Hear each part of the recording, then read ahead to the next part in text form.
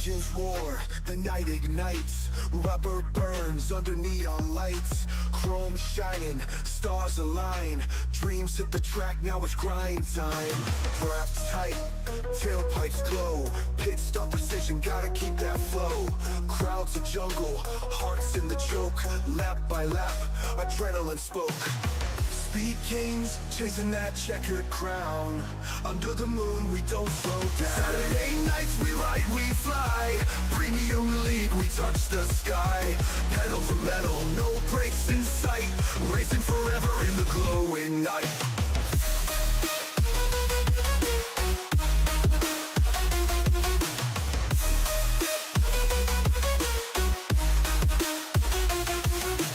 V8 screaming, thunder on wheels, heat from the asphalt raw and real. Track's a snake, it twists and winds, grip the wheel, leave fear behind. Spotlights dance, tires squeal, victory's close, you can almost feel. Pulse is wild, the finish looms, the checkered flag, it seals the room.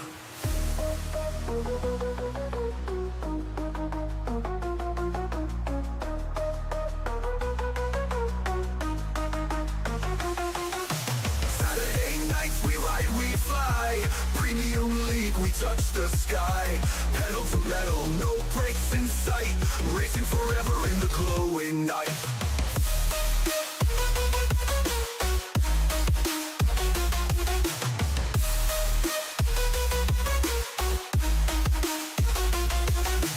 V8 screaming, thunder on wheels, heat from the asphalt raw and real. Track's a snake, it twists and winds, grip the wheel, leave fear behind. Spotlights dance, tires squeal, victory's close, you can almost feel. Pulse is wild, the finish looms, the checkered flag, it seals the room.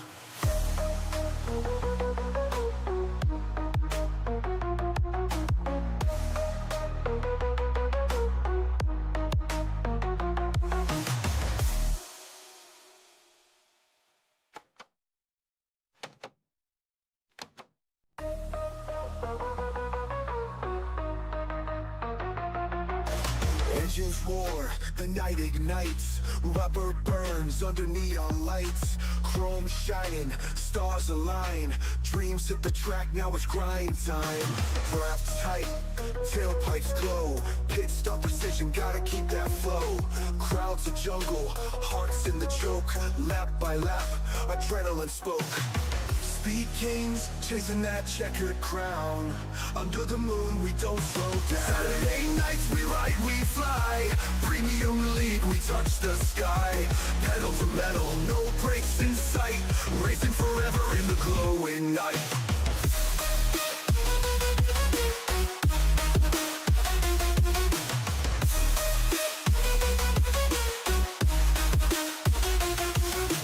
V8 screaming, thunder on wheels, heat from the asphalt raw and real.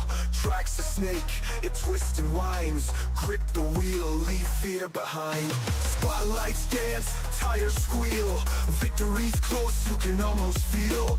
Pulse is wild, the finish looms, the checkered flag, it seals the room.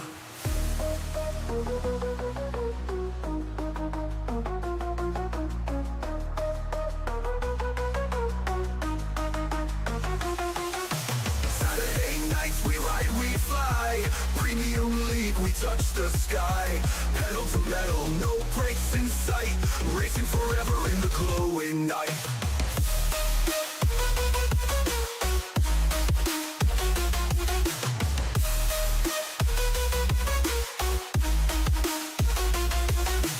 V8 screaming, thunder on wheels, heat from the asphalt raw and real. Track's a snake, it twists and winds, grip the wheel, leave fear behind. Spotlights dance, tires squeal, victory's close, you can almost feel. Pulse is wild, the finish looms, the checkered flag, it seals the room.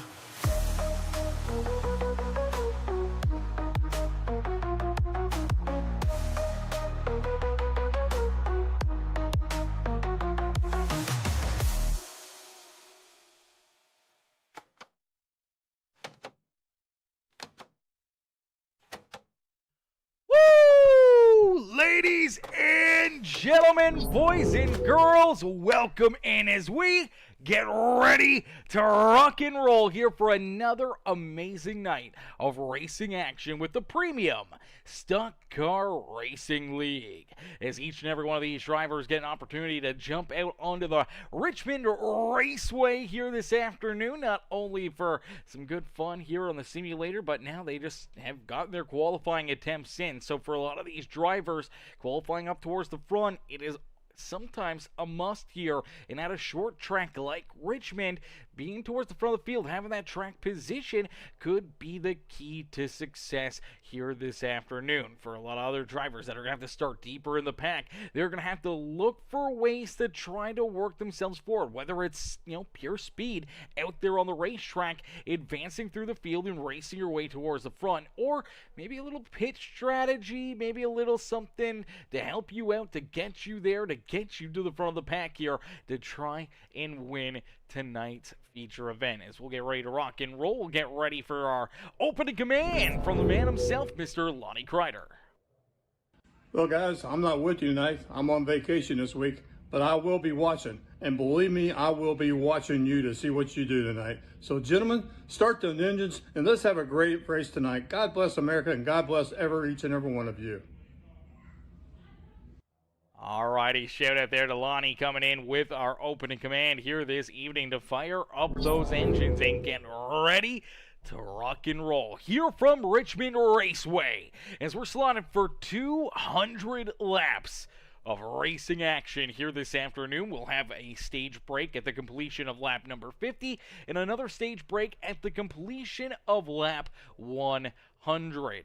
So for each and every one of these drivers to try to earn those stage points, to try to put yourself into position, try to stay out of any chaos or mayhem that may come your way out there on the speedway, and also try to keep yourself on the lead lap is going to be a huge goal for a lot of these drivers here this afternoon.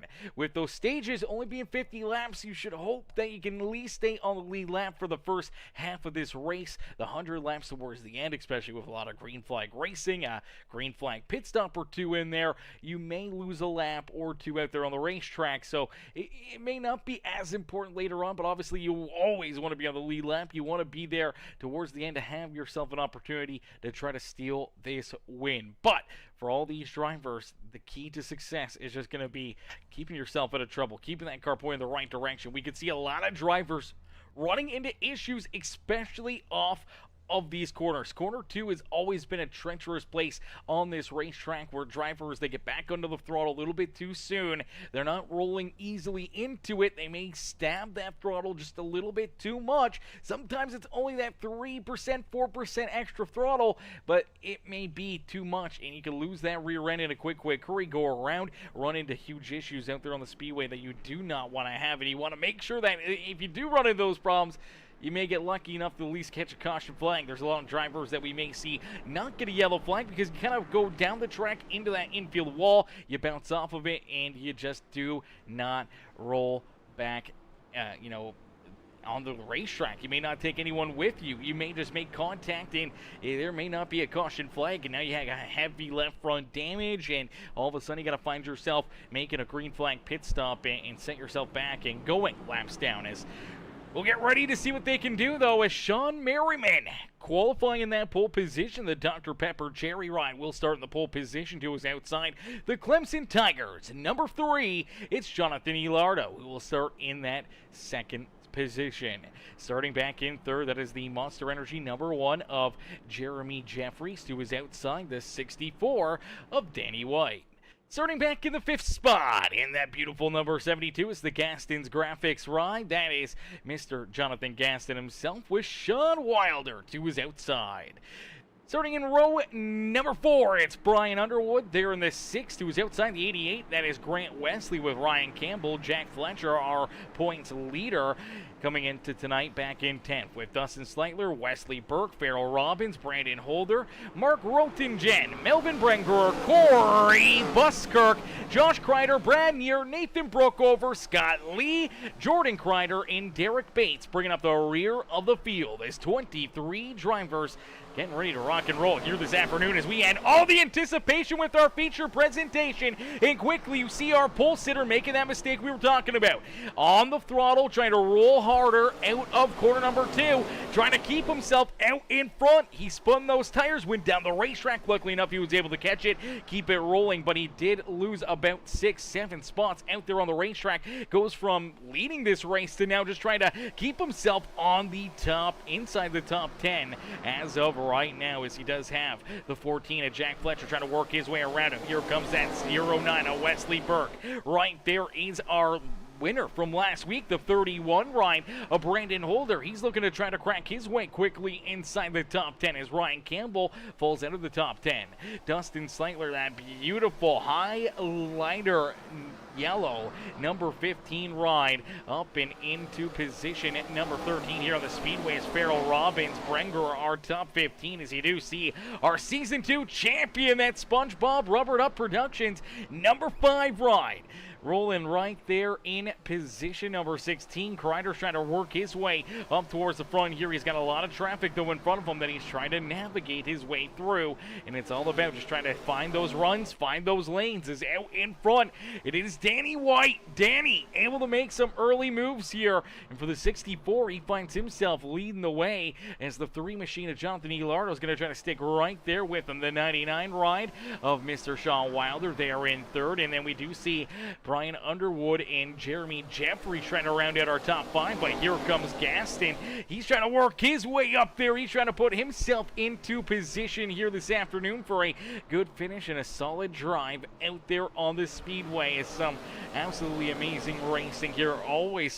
Always the best Saturday nights when we get to jump in here and watch the Premium Stock Car Racing League go to battle, man. There is nothing better to do on a Saturday than watch these guys go elbows up out there on the speedway. As Ryan Stevenson in the chat says, let's go Wilder, cheering on Sean here this afternoon. Well, Sean, looks like he and that 3 machine of Elardo are going to work their way around our race leader, Danny White. Danny falls back into position number 3, but he may lose more as here comes Underwood and everybody else looking to try to now work their way around that 64 ride. But for Sean Wilder, up 4 positions early in this race, sitting in that 2nd spot. He's going to be feeling A-okay here with that 99 ride. Pretty solid piece here this afternoon. And now here he goes, taking a look underneath of the Clemson ride. He's looking for the race lead.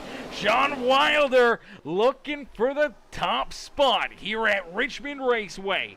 And some great racing action, but we do see a couple drivers run into issues deeper in the back. 2 drivers down in the infield. That is Dustin Sleitler and Farrell Robbins tied together. Both drivers going to get rolling back out onto the speedway. No caution flag. It'll stay clean and green. So let's take a look at it here as it looks like maybe a little contact here. It looks like our Season 2 champion, Josh Crider, going to get in there a little too far. Makes contact there with the 15, gets him loose, and then little net code. He's still just trying to hang on to it. Bounces off the 5 right, and then back down the racetrack. Finally goes around, unfortunately, right into the lap of Farrell Robbins. Farrell nowhere to go.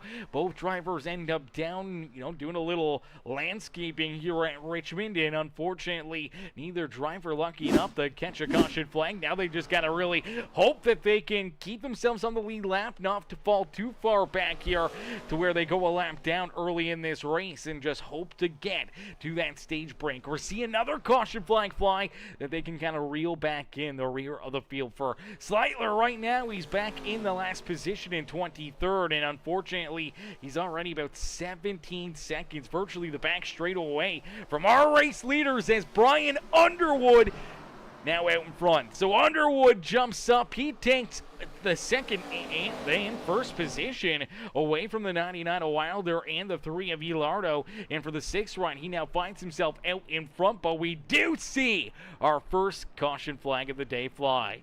Brad Neer runs into some issues in this 16 ride. The Ortho 16 machine going to run into some issues. Let's take a look here. So Brad Neer down at a corner number 2.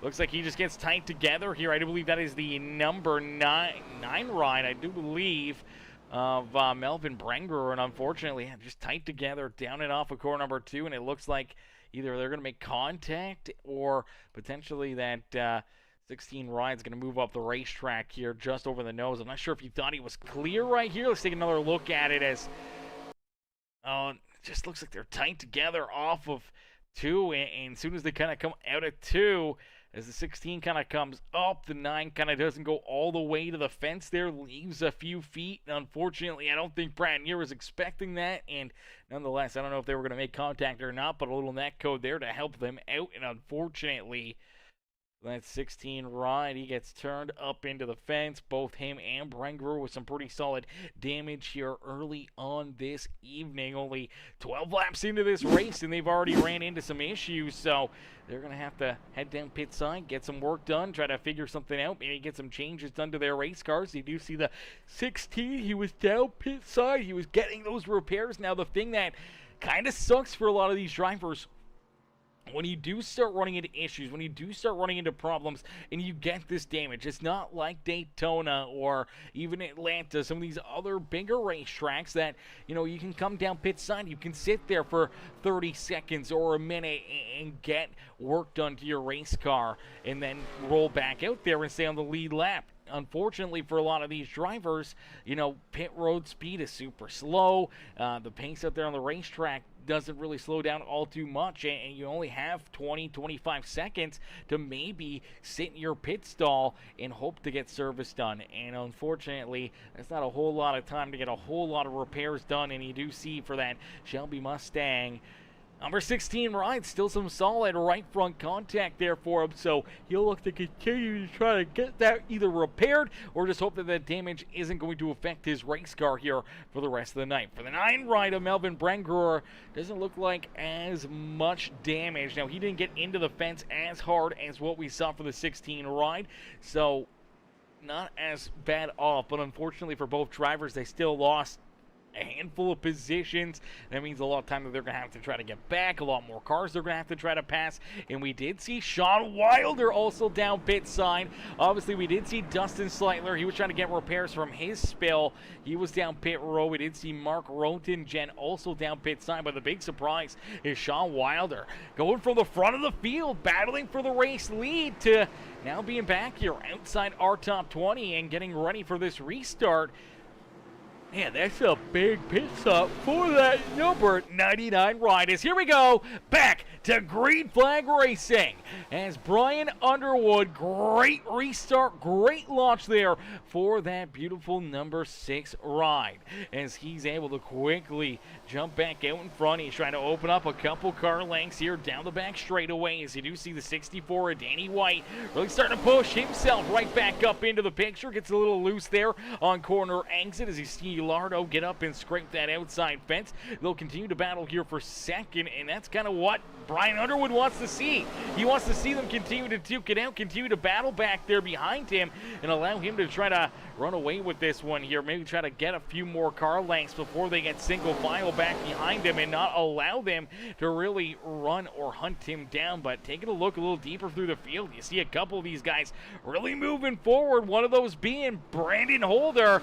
Last week's winner. Holder's now up 7 positions on the racetrack, sits in that 7th spot here on the speedway, and a couple spots behind him, up 8 positions now on the racetrack, is Josh Crider. So Crider's up 8 spots as well, man. There's some big movers out there on the speedway. These guys have been putting together a pretty strong race so far here this afternoon, moving their way up and through the field. Sean Merriman, our pole sitter, unfortunately, he's back about 10 spots after that slip up out of core number 2 on the opening lap of this race. The 18 rider has not been able to really gain any track position back, and he's just been mired back here mid-pack on the speedway. He does have Grant Wesley right there with him. Brookover also up 8 positions.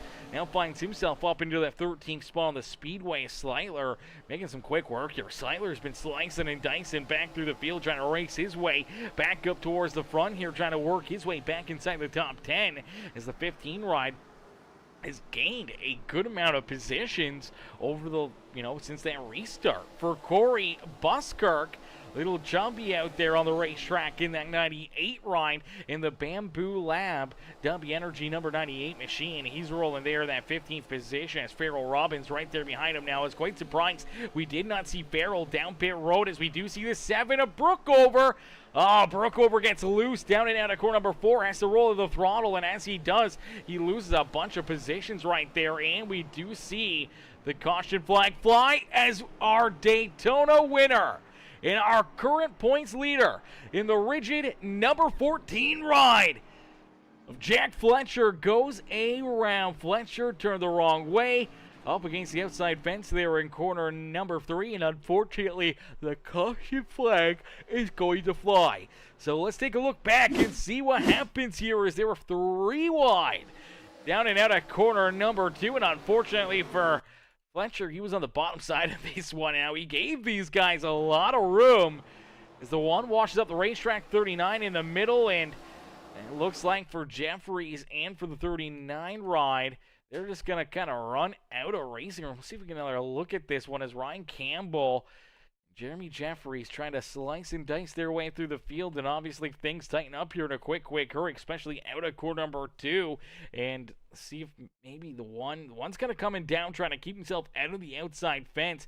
And I think as he does, you see the 39 is already kind of sideways, trying to avoid, getting, too far up there and running the one right out of room. And I just think it was a misjudgment there on both their behalves on how much room they had, because they still had a lot of room below them and a lot of room above them here to that outside fence, and they just end up making contact, and then the 39 bounces off the 1 into that left rear quarter panel of Jack Fletcher, and that's where we see Fletcher go around and end up hard into the outside fence. Pretty solid contact there for him. Good contact for the 39 and that one machine at Jeffries as well. And unfortunately for our Week 1 winner, man, picking up the dub in Daytona. He's locked into our playoffs, I do believe, but for the 14 ride, obviously not the way you wanted this race to start. I mean, we're still early on. We still have a lot of laps left to go, so he can still try to battle his way back forward. He can still try to gain all those positions and try to put himself back into a spot to try to, make some moves, get some gains here. He's not a lap down. The damage is still a little bit there, but it's not awful damage. It doesn't look like doesn't look like really a whole lot of wheel damage or anything. Doesn't look like that car is wobbling or sideways, so no toe length damage. I think for the most part he's going to be able to salvage this one and chalk it up. It's just obviously a little bit of a hindrance on his performance this afternoon, but enough time that he can battle back from it and try to rebound from it. So we'll have to keep an eye on our points leader and see what Fletcher can do and where he ends up here late in this race, as we'll get them all lined up and ready to rock and roll, ready to go back to Green Flag Racing here this evening from the beautiful Richmond Raceway. Ladies and gentlemen, boys and girls, if you guys haven't already, make sure you guys hit that like button, hit that share button, make sure you guys hit that subscribe button as well. Sean Wilder in the chat says, let's go, Mr. Wilder. How are you, Sean? What in the world are you doing, brother? Are you not out there racing on the racetrack? What are you doing in the chat? He's in the chat, he's racing, and he's texting. What in the world? No texting and driving. No texting and driving, Sean. I'm just messing with you, brother. As here we go, back to Green Flag Racing. As Underwood, great restart, great launch out of that 6 ride, and he's able to quickly clear that 64 of Danny White. Danny, though, single file, trying to stay with that 6 machine, not wanting to allow him to open up a big of a lead is what he did during that last restart. Unfortunately for the 64 ride, though, he does have Wesley Burke quickly looking down to his inside. Burke is up 9 positions from where he started. Unfortunately, though, he's going to get the door shut on him right there as Danny White's able to cut down, clear him into corner number 1, and Danny's looking to try to stay in that second position, but we'll have to wait and see if the Blue Bulls 09 ride of Wesley Burke can find his way up into that second position. See if he's got anything in the tank for that 6th ride of Brian Underwood. As last time around, Underwood laid the quickest lap of this race. The quickest lap not only for himself, but out of everybody. So obviously that clean air The tires have kind of gotten cooled down with a couple of those caution flags, and for Brian Underwood, he's quickly back on the lap pedal and laying down some great lap times, and again he beats it. So back-to-back laps with the quick times here this afternoon. So for Mr. Brian Underwood, he is finding the speed in a quick hurry, as look out back behind him, they're starting to wreck. Pile up in a parking lot out of corner number 2. Scott Lee, Mark Roten, Jen. Looks like Mr. Buskirk's in there. Corey Buskirk's got a piece of it. Looks like damage on the back end of the 7. For Brookover, we saw Josh Crider tied up in that as well. Oh, man, a lot of drivers tore up here. So let's take a look at it as it may start here towards the front of the pack. As you look at Crider, it's like he gets tight, pushes up the racetrack, and then oh, man, he just gets up into the 39. Ryan, heavy hits here for the 39 of Ryan Campbell as well. So another look at it. So you're going to watch the SpongeBob number 5 machine right here. So he gets a little bit tight, but not really too bad. It's more or less the 39. Maybe it was more of the 39 getting loose up there. And through the center of the corner, looks like maybe for 39, he starts to move down right here. You see him go towards that white line, the white dotted line right there, kind of gets into that bottom lane. Unfortunately, crowds the 5 rider. Crider down there. Crider gets into him. You see the 88 machine trying to get checked up to avoid it. Ends up getting some good damage there anyways for Grant Wesley. 39 goes around. The 5 goes around. Where does Crider end up here? We'll take a look at the Cardinals back behind him, but you do see the 76 of Farrell Robbins make some solid contact there with that inside fence for Crider. Luckily enough, he's able to avoid a lot of extra damage there. Did not get into that outside fence, but for a lot of these other drivers, not as lucky as, yeah, they all just start piling in there. Look at Scott Lee, hard contact in the back end of the 7 ride. The 24 slides in there. Fletcher just gets checked up on the bottom lane. He just stops. That's a good move right there. Trying to avoid running into potentially Crider or any of these other drivers, but some pretty solid hits for a few of these drivers as things just stacked up in such a quick hurry that they just had nowhere to go out there on the speedway. And it looks like the 88 right there gets hard into the back end of the 5 ride as Crider's trying to get checked up from spinning out the 39.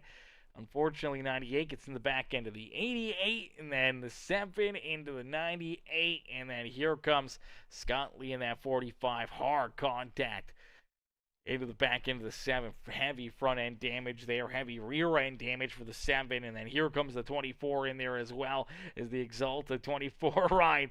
Just gonna slide her in there and get checked up, and luckily enough, not too much damage for all those drivers, but nonetheless, a few tore up race cars here, and another restart on the horizon as we inch closer and closer to the end of stage number 1. So we're stacked up door to door here again for another restart.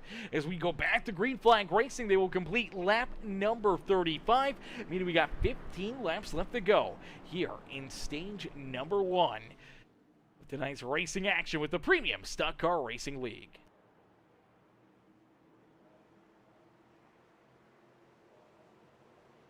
Alrighty, here we go.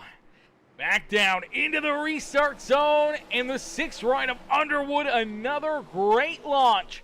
Gets a car length or 2 down into corner number 1 here. And that's exactly what he needed to try to keep that 64. Danny White, the 09, the 3 machine, the rest of the field back there at bay as Jonathan Gaston right there in position. Number 7 on the racetrack, or number 5 on the racetrack now, that beautiful number 72 ride. And he's looking to continue to keep on working his way towards the front of the field in that beautiful Appalachia number 72 ride, the Appalachia Outlaw 72. Hopefully I'm getting that right. He messaged me earlier with trying to pronounce it right. The Appalachia number 72, the Appalachia Outlaw here this afternoon. We're trying to make sure we get it right. Hopefully we get that right there. Hopefully I didn't get it too wrong, or hopefully not too messed up for him. But nonetheless, we do see Gaston working his way forward. He's now up into that 4th position after working his way around Jonathan Elardo. And now you do see that 09 of Wesley Burke trying to mount another challenge here on Danny White for that 2nd position as they start to battle again for position number 2. It's just allowing Brian Underwood to pull away here. Over a 2nd gap already here since we went back to Green Flag Racing over that 4-lap run. Brian Underwood has been able to open up over a 2nd lead, and it's going to continue to grow. The more those two continue to battle back behind him, the more it's going to open up his race lead, as you do see the 09 edge out in front of the 64 just ever so slightly, and it looks like down through 3 and 4. Finally, for that 09 of Wesley Burke, he works his way up and into position number 2 for the 64 ride of Danny White. He'll fall back into 3rd. He's got his Old Dogs Racing teammate, though, right behind him as Gaston rolls there in 4th. Last season's champion trying to find his way back up into victory lane here this evening. He was definitely pretty psyched about this race. He thought he was going to have a really good chance at maybe picking up the dub here this evening, and early on running inside the top 5, top 4 early in this race. Definitely showing he's got the good speed here, as we do see the 18 ride. Sean Merriman. Merriman's working his way back up towards the front here as well. He's got Brandon Holder working to his outside. Last week's winner looking to try to take that spot away, but Sean Merriman able to kind of rebound a little bit. We saw him deeper in the field after an opening lap issue. Got very, very loose at a corner number 2 on the opening lap after qualifying in that pole position. Fell back outside the top 10, but now started to work his way back up through the traffic.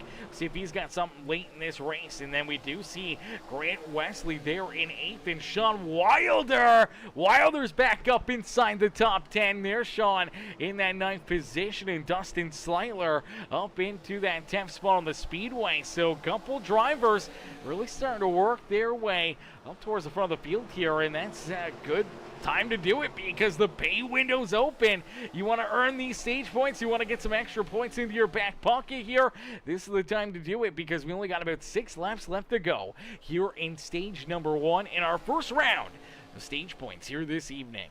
So for the 6th machine of Brian Underwood, he's still feeling A-okay even after they got single file back behind him. He still has about that 1.2 seconds or so between himself and Wesley Burke, so he's still got a pretty solid lead. With only 5 laps left to go here in this stage, he's just hoping that he can try to pick up another stage win here in the Premium Stock Car Racing League. Wesley Burke, though, back in 2nd with Danny White, Gaston, and Elardo. Our top 5 out there on the speedways. You do see Sean Merriman able to work his way back into that 6th position, finally able to clear that number 31 of Brandon Holder. Grant Wesley, even though he got some contact there during that last caution flag, the 88 ride stayed out. He's looking to go for maybe more stage points, worry a little less about the damage that may be on that race car. And he's sitting fine right now in that 8th spot on the speedway with Wilder and Sleitler, our top 10. Jeremy Jeffries, he's back in position number 11. And now we do see one driver down pit road here. Oh, no, not down pit side.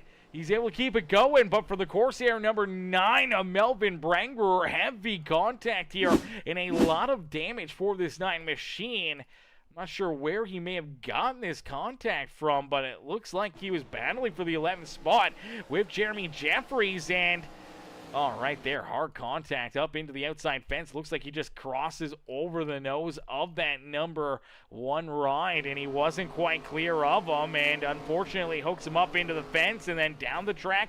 Hard contact into the inside fence as well, and some very, very heavy damage. See this car just absolutely crawling around the racetrack, just trying to make it to the stage break. Unfortunately, he has already lost at least a lap.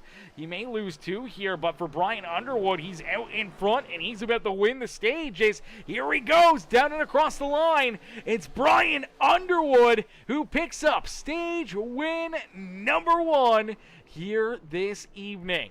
So Underwood gets it done, picks up the first stage of the day. Wesley Burke back in second with Danny White. Our top three out there on the speedway. Jonathan Gaston, Jonathan Elardo, the top five with Sean Merriman, Brandon Holder, Grant Wesley, Sean Wilder, and Dustin Sleightler. Our top 10 here in the first stage of the evening. A few of those drivers, I wasn't sure if we were going to see them up inside the top 10 here after some, early race pitch strategy, some early race issues. When you look at Sleightler or for Sean Wilder, we saw Sean down pit side a couple times early on this evening. We saw Sleightler run into his problems, and then he was down pit side as well. Even for Sean Merriman, man, falling back, and luckily enough, a couple of those caution flags and then some late race speed found his way up there for a solid sixth-place run in our first stage of the day. And that's going to bring everybody down pit road. Now, we did see actually issues here with Lonnie Crider as that caution flag was coming out. Let's take a look here, because it shows a crash for the 33 Ryan, and right here looks like him and the 39 make contact, and unfortunately for the Elaney number 33 machine, makes contact there with Ryan Campbell, bounces back up into the outside fence. That was already as our stage break caution flag was coming out. I'm not sure if that was just coincidental contact there with the yellow, but nonetheless, for the 33 ride, Lonnie Crider ends up with some contact and damage there for himself. But for all these other drivers, now it's time for making decisions down pit road, and it looks like one driver going to take a swing at things, and it's Jonathan Gaston who's going to come out of it with the race lead. So Gaston now out in front. He's got the top spot, and he is ready to be unleashed. He wants to try to lead as many laps as he can in that Apachean machine as the Appalachia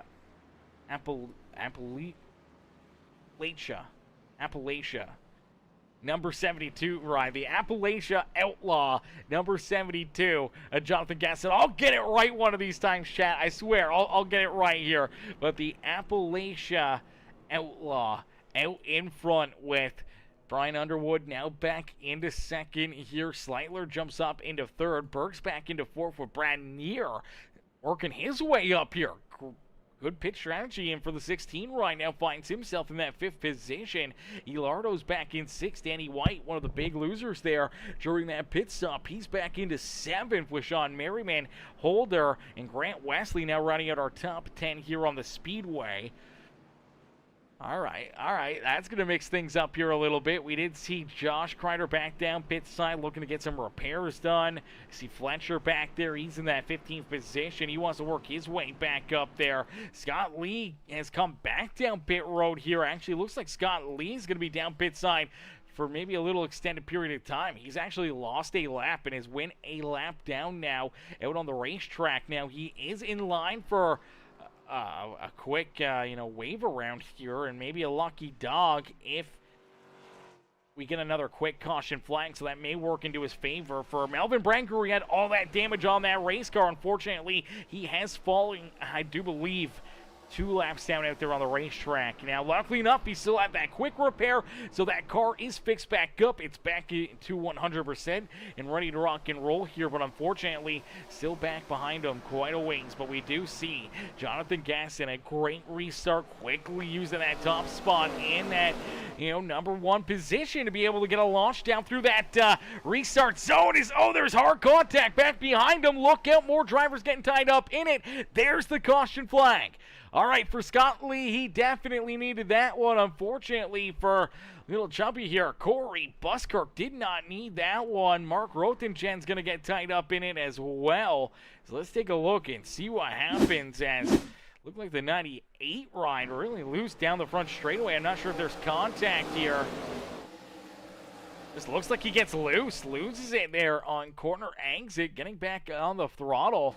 We talked about that, maybe just a little too quick, stabbing that throttle, spins the rear tires, and now he's trying to save it. The car snap hooks up into the outside fence. As it does, he loses a ton of momentum, and look at Farrell Robbins, just able to avoid him right there. Luckily enough for the 76, keeps himself in it, but unfortunately, as he continues to bounce off the racetrack. He bounces right back down the speedway and into the lap of the exalted number 24, Mark Rotingen. And Rotingen, unfortunately, very solid front end damage there for him. Heavy right front damage, absolutely, as he's going to end up back into the outside fence himself. And that right front just absolutely tore to shreds and finally goes around. Caution flag comes out. And now for Buskirk and for Mark Rotingen, both of them getting some very, very solid damage. And potentially for a couple of them, maybe down pit road for a very extended period of time, as everyone, not everyone, but a lot of drivers working their way back down pit side. A lot of these drivers still looking to get more repairs and trying to get their cars fixed back up to 100% to where they can, try to compete and battle again at 100% out there on the racetrack. Now for the 45 ride of Scott Lee. Scott does get the wave around the lucky dog, so he is back onto the lead lap. That's a great break there for that Rogue affiliate number 45 ride, as the I believe it is the GTR Rogue Energy number 45 ride. Gonna head back down pit road, gonna try to get an extra little bit of repairs done here and try to get himself back into the action. And we did see Holder, Fletcher, Mark Rotingen, Farrell Robbins, Ryan Campbell, Josh Crider, Nathan Brookover, all down pit road. They're all getting some extra repairs done to their race cars. Melvin Brenger, he finds himself still 2 laps down, as unfortunately he was not in line for the lucky dog. That did go to Scott Lee. And for Brenger, he's still 2 laps down. Going to need a couple more quick cautions and a couple opportunities for him to start earning some of those wave arounds and lucky dogs here this afternoon. And unfortunately for Corey Buskirk, looks like he's taking that car right back down behind pit wall, and unfortunately, maybe out of this race here this afternoon. That is a heartbreaker for him. And now we do see Scott Lee down pit road. He's just able to get out before our pace car, so that will keep Scott Lee on the lead lap. That is a great break there for him. I wasn't sure if he was going to stay on the lead lap there or not, but they have been continuing to do work on this race car, and it's gotten a lot better. It looks like it's almost back to 100%. So let's see if Scott Lee can make up some ground and try to race his way up and through the field. Now we did see Mark Rotingen also back down pit road here on lap number 60. Now they got to catch up to the rear of the field here in a quick hurry, because we're getting ready to go back green flag racing, and they don't want to be back mere quite a ways back behind those guys. Unfortunately, I'm not sure if they're going to get there, as here we go back to green flag racing. And for the Appalachia Outlaw, the number 72 with Jonathan Gaston in the Gastons Graphics. Number 72, Ronnie's out in front, gets a little squirrely there at corner number 2, and it looks like he's going to get checked up here, and it looks like he's going to get down onto the apron. What is going on here? Green flag pit stop. Is there a flat tire? What is going on for Gaston? Oh no. Did he get fuel into this ride? I don't know if he got fuel or enough fuel. Nonetheless, he's down pit road, and that is going to be an absolute major upset here this afternoon, because for Jonathan Gaston, he was looking great. He was looking like he had so much speed in that race car. He had worked his way out in front. Now the only thing that may save him is that caution flag, and there it is.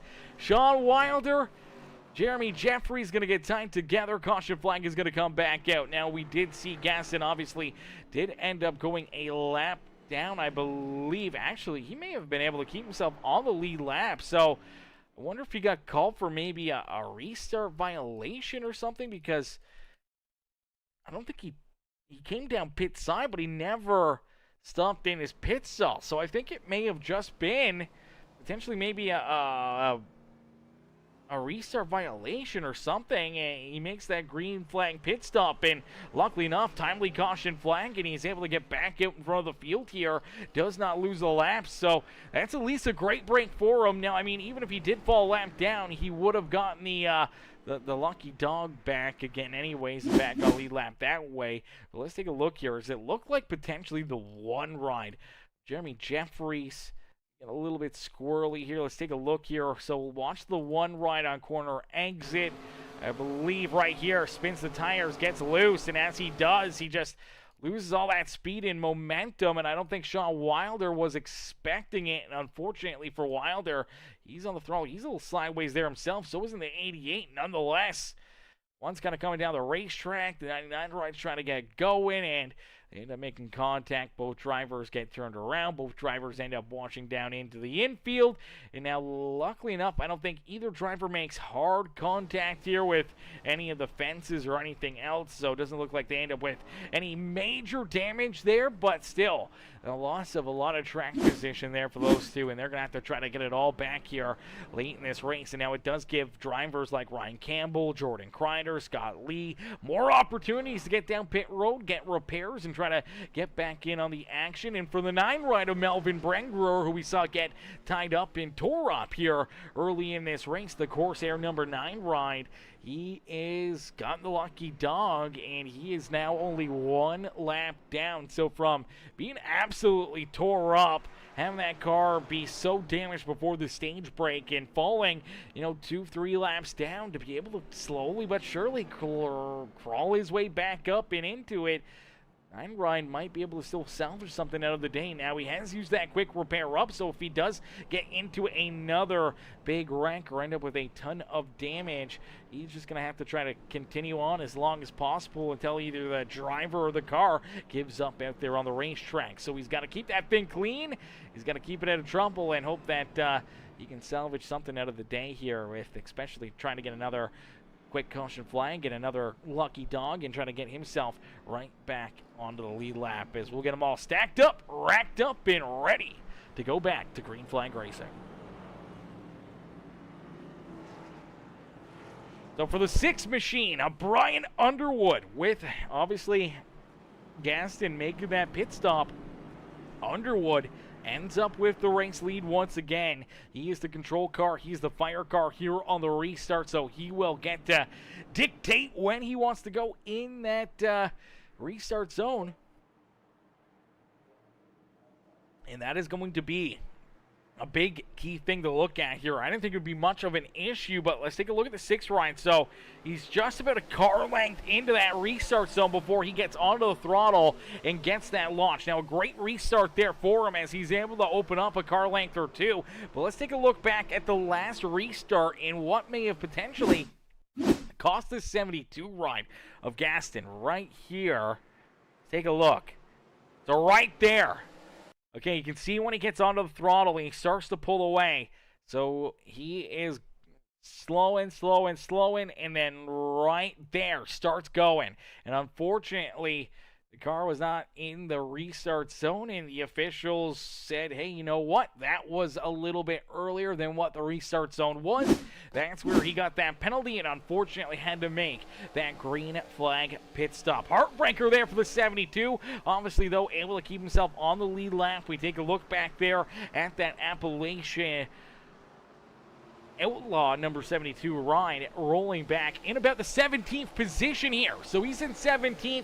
He's now trying to work his way back up through the field, obviously trying to gain a lot of track position back and hoping that he can find his way before the end of this race back out in front. As out in front, Underwood just laid down another quick lap time. Another quick time out there on the speedway, and somehow or another for Brian Underwood, he just keeps getting quicker and quicker as the night progresses, and the 6th ride is looking very, very stout here this evening. He's already led the most laps out of all these drivers, and he's looking to continue on that trend as he does get up and scrape the wall there a little bit. He's got to be careful of that because that may kill a little bit of that speed and momentum out of that 6th ride, and it may bring that 09 of Wesley Burke right back to his rear bumper. As we do see Jonathan Elardo rolling there in 3rd, and a great pitch strategy here, not only for Brad Neer, but Dustin Sleitler, and for Neer and Sleitler, they round out our top 5. But you see the MDI number 15 machine. He's trying to work his way around that Ortho 16, and now look out as there goes Sean Merriman. Sean Merriman goes around. Caution flag will come back out.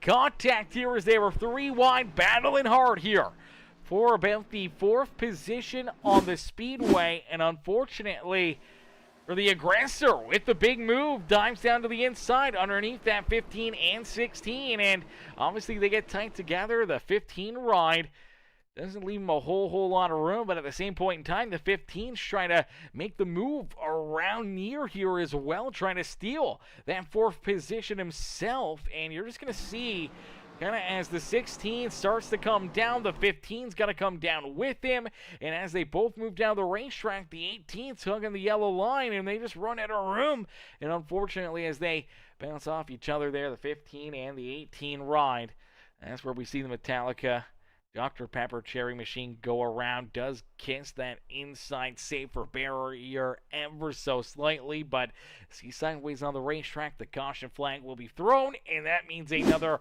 restart and another opportunity here for these drivers to head down pit side and get repairs. As we see Jeremy Jeffries, Mark Rotingen, here comes Sean Merriman, Scott Lee's back down pit side as well, getting repairs done to their race cars, and now I do believe for Melvin Brengruer, great break here from Melvin, as after going 2-3 laps down early in this race and missing out on a couple lucky dogs when we saw other drivers get those lucky dogs, he's finally gotten the last couple, and I believe he is back on the lead lap. So 22 of our 23 drivers on the day back onto the lead lap and ready to rock and roll here this evening is my boy Kevin Timmy. What's good, Kev? Kev coming in, showing the love, says let's go, Kev. Mr. Timmy, how are you, brother? How you doing? I feel, my boy Kev, you gotta still be celebrating the Seahawks Super Bowl, and you still gotta be celebrating it. I still can't believe that the NFL season is already over. That's absolutely mind-boggling, and honestly, for the last couple weeks I've been going a little bit crazy because really no hockey except for the Olympics, and I don't really watch the Olympics, but obviously tomorrow 8 a.m. Eastern time, gold medal game, Canada versus the U.S. Man, it is going to be another instant classic for all the Olympic fans and for all the NHL fans and everything else, man, to watch. Obviously Canada, the U.S. duel it out on ice, and maybe we see another miracle on ice. Maybe we see another great win for the country that created hockey, for Canada to get it done again. Obviously my country to get it done. I'm outnumbered here. I don't think there's very many of these guys out there on the racetrack that are Canadian, or if there are any. I don't really run into a whole lot of Canadians here on the simulator, except for some of the dirt guys that I know. The odd series here and there, we will get a odd Canadian, asphalt racer, but not a ton of them. So I'm not sure if there's very many in here. So I'm probably the odd man out, the one guy that will cheer for Canada, but oh, look out! Restarting around they go! Look out, this is a big one! Burke, Underwood, the 76 of Farrell Robbins, the 16 of Brad Neer. A lot of drivers tore up here, as I'm not sure what happened, if there was tire spin or just contact here. So it looks like for Underwood this time, he decides to go a little bit later in the box, trying to keep some of these guys a little flat-footed. And as he does, I don't think he loses. So he gets a shot from the 3 ride. But take a look at the 09. I think he gets a shot from the 16 right there. So that's going to give you a great look at it. So I think the 16, now I'm not sure if he gets hit from behind or what may happen here, but it looks like the 16, he's going to get into that right rear bumper, right rear quarter panel, basically, of that 09 right of Burke. And that virtually shoves Burke down the racetrack into that right rear of Underwood, which hooks our race leader. And then from that point on, it's on like Donkey Kong. Everyone just going everywhere they can to try to avoid it. Unfortunately, last week's winner, Brandon Holder, he gets tied up in it. Pretty solid damage there for the 31, for the 33 of Jordan Crider. He gets damage into it. You look at all these other drivers going down through the grass, doing a little landscaping here at Richmond Raceway to try to work themselves, around the carnage. But for our front row, Brian Underwood and Wesley Burke to be, parked up there, the outside of, just past the checkered flag, or right the finish line there. I mean, that's not a fun spot to be if you're the 2 guys leading the race and all of a sudden you barely make it back to the start-finish line here and you're pinned up against the outside fence. That is not a good restart. That is not a good time, and unfortunately, that's going to bring a lot of these guys right back down pit road. So we do see Mark Rotingen, we do see Brian Underwood. they're back down pit side here. They're getting some repairs and obviously making some other changes here. We saw Scott Lee and Jeffries. A lot of these guys have been up and down pit road. Sean Merriman was just down pit side. So was Jordan Crider.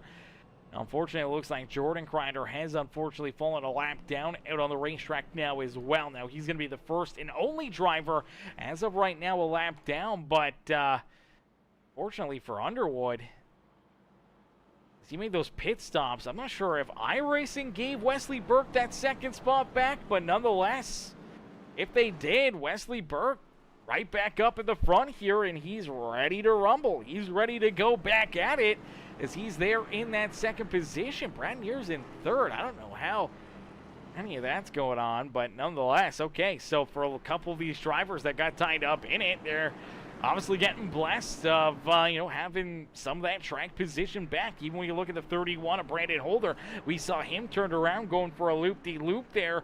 He's right back up in it as well, still in that sixth position as our Week 1 and Week 2 winners now lined up right here.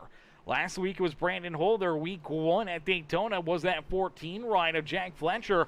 Both drivers now trying to work their way up through the field and hoping to try to earn some stage points here this afternoon as, okay, a little bit better of a restart. They're still 2-3 wide back there behind them. Drivers still got to be very, very careful as the 16 ride obviously with quite a bit of damage on that race car now. Everyone's just trying to work their way around him. He is off the pace and continue to fall back. And all these other drivers splitting them 2-3 wide out there on the racetrack, man. Making some big, big moves. And for a couple of these guys working their way through that traffic as the 31 a Holder jumps up into fourth. Jack Fletcher now into fifth. But out in front, it's Jonathan Ilardo who's got the race lead and looking for the stage win. As Kev says, right? Yeah, it still doesn't seem real still. Yeah, it doesn't, brother. It doesn't. Listen, when my Eagles won it, obviously, 2017 versus the Patriots and Tom Brady, that one felt unreal. Obviously, when we won it again with Jalen Hurts and we were there, 2 years ago, it was just such a dominant win versus Kansas City, man. It felt real because, it was just such a dominant win, and we were just dominant all season long. But, yeah, man, for the Seahawks, that was a big one for them, brother. That was a big win, big game for them, and just showing that they got the muscle there, man, and hopefully they can keep all the right players at the right places and hope that they can try to make, another run at it or at least be competitive for another few years until either they got to pay Sam Darnold or he goes to another team and tries to win them a Super Bowl, man. I still can't believe that Minnesota went with J.J. over Sam Darnold, man. That is crazy.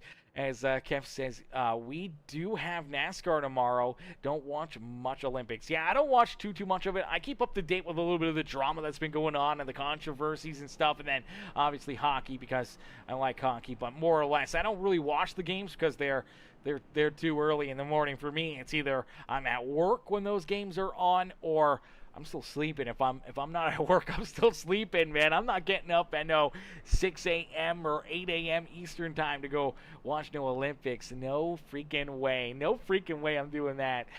As it says Seahawks are up for sale right now. What? They're up for sale. Like, the owners just put them up for sale. Like, after the Super Bowl, they're trying to sell the team. I guess you sell them while they're hot, right? Like, I mean, that's probably not a bad business plan to sell them while they're hot. But let's take a look back here. We did see the caution flag come out. Obviously, cautions breeding cautions here at Richmond, and it looks like for the high velocity racing. Number 99 ride is Sean Wilder. He's going to get quite a bit of this one because it looked like right there, looked like Farrell Robbins. Just rolling the outside groove, looking for a good run on corner exit. Just steps on it right there. Unfortunately, a little too hard on the throttle. Gets that tire spin, washes down the racetrack. Unfortunately, Wilder's there, hooks him up into the outside fence. Very solid damage for him. Really big damage for that Ally 39 ride of Campbell as well as Farrell Robbins.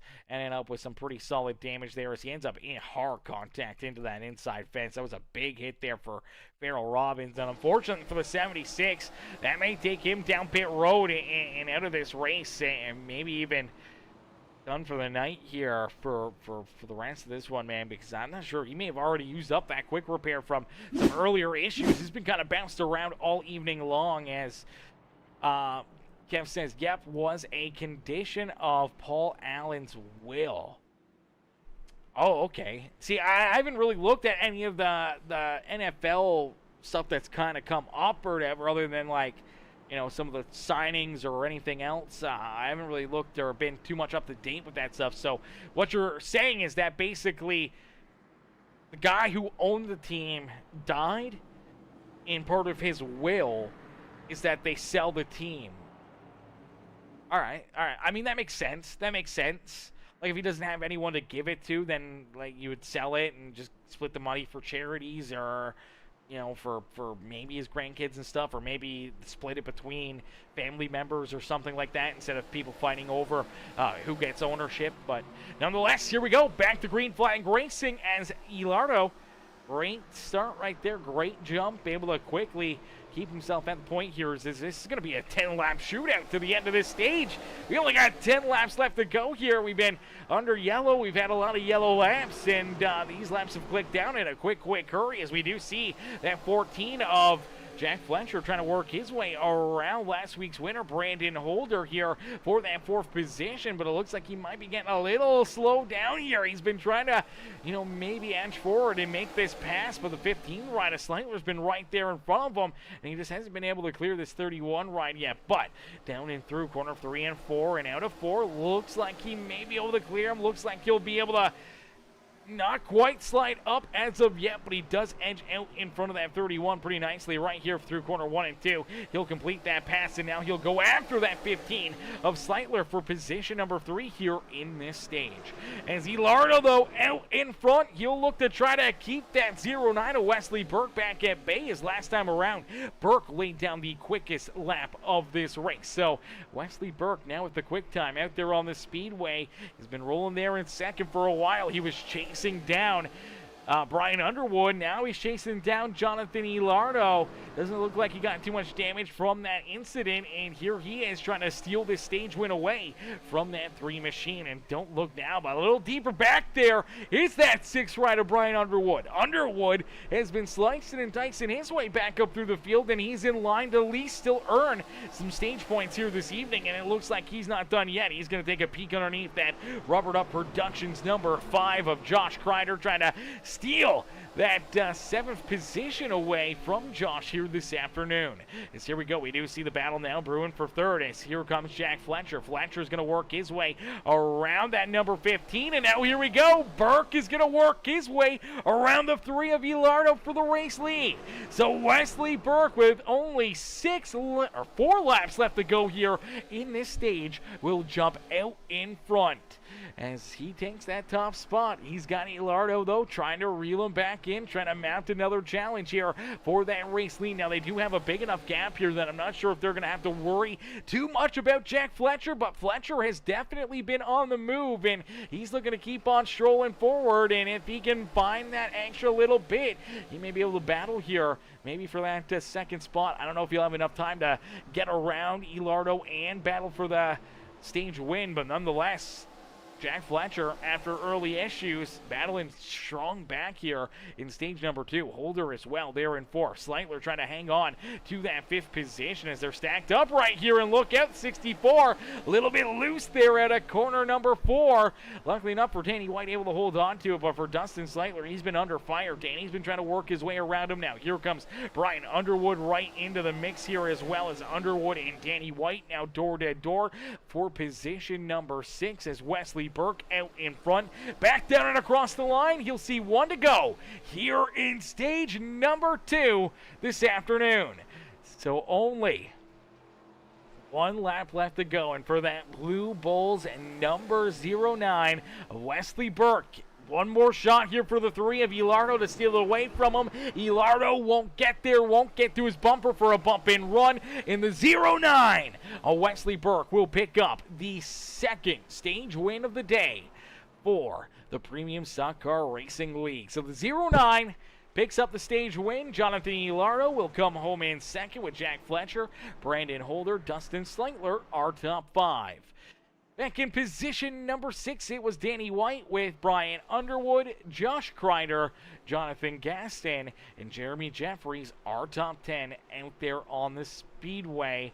As man, okay, this is crazy. So last season's champion, our season, I want to say 4 and 5 champion Brian Underwood, and our season 2 champion Josh Crider, all back there, 7th, 8th, and 9th. 3 of our previous champions here in the series, all just inside the top 10 there, earning some stage points. We'll have to wait and see if they can work their way up there later in this race, as that stage is going to bring everybody back down pit road. As Timmy says, but a stipulation, the team stays in Seattle. Okay, so the team is going to stay in Seattle. That's good. That's good. Obviously, you want the team to stay there. It says his sister is executor, so she will... she has been acting owner for now. They are saying the valuation for the Seahawks is $9 to $10 billion. My God. $9 to $10 billion. That's an easy day right there. Listen, Seahawks, if you guys sell your franchise for $9 to $10 billion, you know, throw your boy a little bit of goop, okay? Throw your boy a little bit of that goop. I want a little bit of that moolah, you know? Maybe just, a couple hundred gifted subs or something, that'd be kind of crazy. That'd be kind of nice, I'm not going to lie. I mean, you guys get $9 to $10 billion. You can afford the $200 for some gifted subs here for old Peacemaker Gaming, man, because, my gosh, that is a lot of money. That is a lot of moolah, man. My God damn. Even just $9 to $10 million is insane kind of money, $9 to $10 million. I'm retiring. I'm living out my life on a beach somewhere and never worrying another day in my life. $9 to $10 billion, man. Holy smokes, chat. What would you guys do with $9 to $10 billion? Would you guys buy the Seahawks? Would you guys buy another sports franchise? What would you guys do with $9 to $10 billion? I think that's more money than anyone could really spend in their lifetime, other than making that huge purchase of like an NHL franchise or football franchise or soccer maybe, or any huge obviously purchase.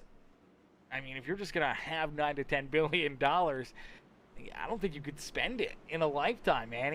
You could try, but I don't know if you could. Like, you can only own, how many $100 million mansions and $100 million jets or $100 million yachts. You can only own so many of those, and even then you may still only, be down $3 billion, $4 billion. You still got 5 or 6 left to go. What in the world? That is so much money. That is crazy.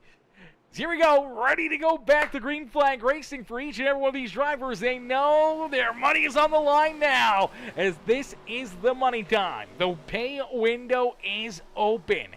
This is our final stage of the day, and for each and every one of these drivers, they know they need to get everything they can and try to put themselves into a position to try to get a good finish here this afternoon, as we did see the 3 ride of Elardo push up the racetrack down through quarter number 1 and 2. Unfortunately, that just cost him about 5-6 spots out there on the racetrack, as the 3 machine falls all the way back into about the 10th position. But another quick caution flag, as a lot of times, man, this is kind of the realistic Richmond that we see a ton here on iRacing. Not very often we've came here and I've seen good outcomes when it comes to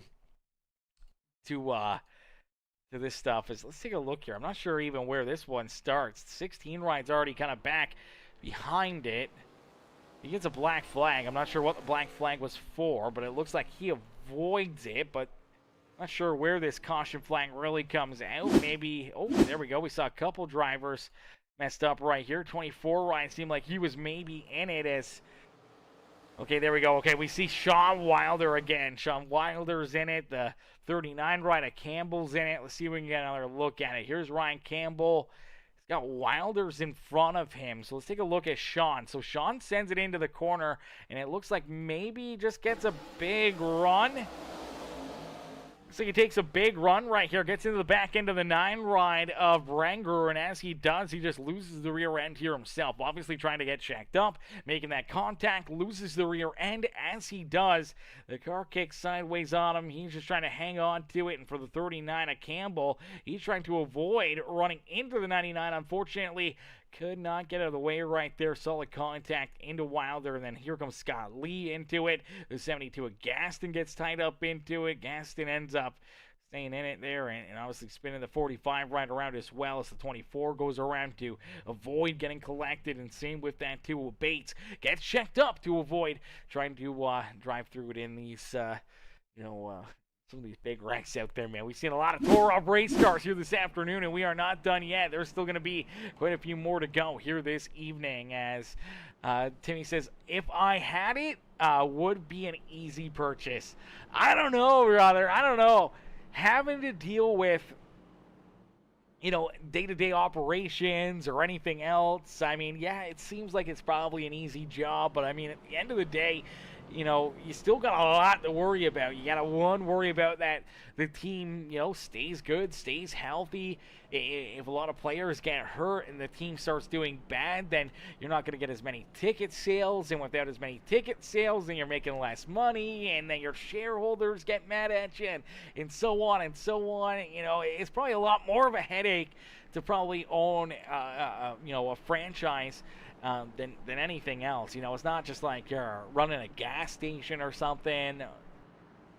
I just feel like if you have $9 to $10 billion, what's the point of wanting to work or even own a sports franchise? Like, really, I mean, how many owners do people really talk about, except for when it is a sale of a team or anything else? No one's talking on a regular Sunday football game about, the ownership or anything else, man. No one cares about the owners of a franchise. They care about the players that are on that team. So, you don't get any of the glory from it or anything else.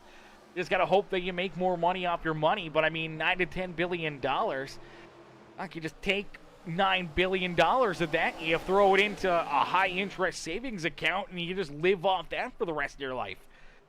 Heck, I don't know what you would make off $9 billion in a high-interest savings account, but I'm pretty sure you're going to be making probably 7 digits to 10 digits a year just on interest. So, I mean, you can just live off that for the rest of your life and not have to work a single day. As here we go, continue to battle. So we're back to green flag racing, but unfortunately we're going to continue to see Richmond be Richmond, and another caution flag is going to fly, and this time it is the 15, a Slightler, who's going to go around second time here this evening that he's ran into issues. And for that beautiful highlighter yellow MDI machine, looks like he's going to get loose out of core number 2 right there. He does get loose. He shoots down the racetrack, unfortunately, right into the lap here of Josh Crider, our Rubber Up Productions Season 2 champion. The 5 ride, just nowhere for him to go. He's not expecting it. Obviously, the 15 loses the rear end. Shoots down the racetrack across his nose. 5 ride doesn't even have enough time to blink, and before he knows it, 15's on his lap, and finally has to let him go, and there he goes. Goes around, makes some pretty solid right rear contact there into that inside safer barrier. So a little bit of damage there for the 15, and obviously a bit of damage as well for Josh Crider, and another caution flag, and that will be another opportunity for drivers to head down pit side and try to get some repairs or try to get lucky with a lucky dog, because I do believe the 2 rider Derek Bates in line for the lucky dog to get back into the action here. So the 2 will work his way back to the point this afternoon, and he'll get ready to be unleashed again here from the back of the pack. But for Sean Merriman, a lot of these drivers, this is kind of what we've seen time and time again here from Richmond Raceway, are the cautions that breed cautions, and they just continue to kind of, compound and continue to have issues out there on the racetrack. I've had some races here where I've seen easily double-digit caution flags. I've had some that have reached, closer to that 20 yellow flags in a night. So hopefully that's not going to be one of those nights, but already here this evening, I don't know. I mean, Obviously, we're up to 12. I mean, you minus kind of 2 for stage breaks. I mean, we're kind of at 10 caution flags altogether. If you eliminate the stage cautions here this evening, I mean, we're getting there. We're just over halfway through this race, so this could be another one. It's shaping up to be a lot like it. I know these guys want to see things get cleaned up. They don't want to run under caution. They don't want to be running out under here and playing eye-pacing. They want to be under the green flag. They want to race. They want to battle. They want to have, an opportunity here to see, what their strategy is going to do. Obviously, for a lot of these drivers, that strategy is continuously changing out there on the racetrack, especially with the caution flags. But for a lot of these drivers, if we could see a good clean green flag run where maybe we do see those green flag pit stops, it could make or break your night here, especially with the opportunity for pit road mistakes when it comes to pit road speeding penalties or missing your pit stall or anything like that could play a factor here this evening in a race that you would hope to see at least a green flag pit stop. And we may still see it. We just need to see these guys clean it up here for, a good 50, 60, 70 laps out there. Maybe even get to the checkered flag here without another issue. But I think that is going to be tough to see here this afternoon. I got faith in the boys, though. I got faith in the boys. As here we go, back to green flag racing. Sean Merriman with a great restart. The 09 of Wesley Burke right there into second here is Brandon Holder, Jack Fletcher, and that 6th rider, Brian Underwood, rounding out our top 5. Underwood trying to hold on to that 5th position as here comes Jonathan Elardo trying to work his way back up there. So isn't Danny White, as we did see Jordan Crider run into some issues here, and Crider's down through the infield doing some landscaping, making a pass down through the grass and mowing the lawn here at Richmond Raceway. And luckily enough, he's able to keep that car in one piece, able to keep it rolling, keep it pointing in the right direction, and keeps on battling. So luckily enough, no caution flag. We'll keep it clean and green, and this is exactly what we want to see. We want to start to see a lot more of these good restarts, a lot more of these clean laps being laid down, and allowing these drivers to really get after it here during the green flag conditions. As the 18 rider Sean Merriman, what has he got up his sleeve? What can he do to keep this Metallica Dr. Pepper number 18 right at the front of the fielding? Do we see drivers like potentially that 09 of Wesley Burke battle his way back to the point? What about the car that's trying to pass him right now? The 31 of Brandon Holder. Holder, second place in points coming into tonight's feature event. And for that 31, he was able to win last Saturday night at Homestead Miami Speedway.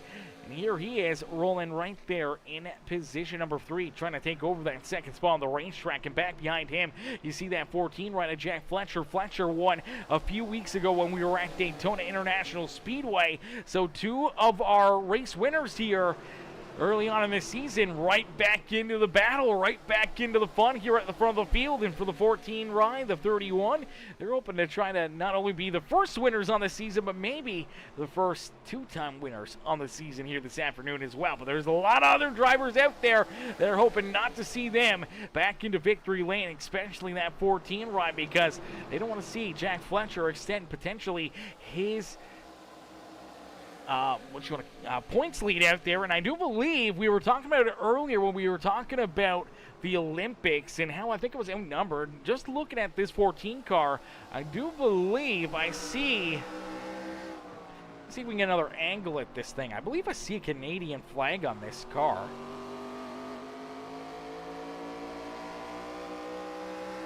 Take a look at this thing. There it is. Okay, so I believe Jack Fletcher, the Canadian flag up there, he's another fellow Canadian.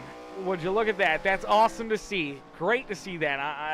That is awesome. We love to see more Canadians out there on the racetrack battling and beating and banging and having some good runs here. And obviously he was able to win that season opener at Daytona. So great to see at least another Canadian out there. I don't know if there's any more, but nonetheless, at least, I'm not completely outnumbered. At least I got another Canadian there.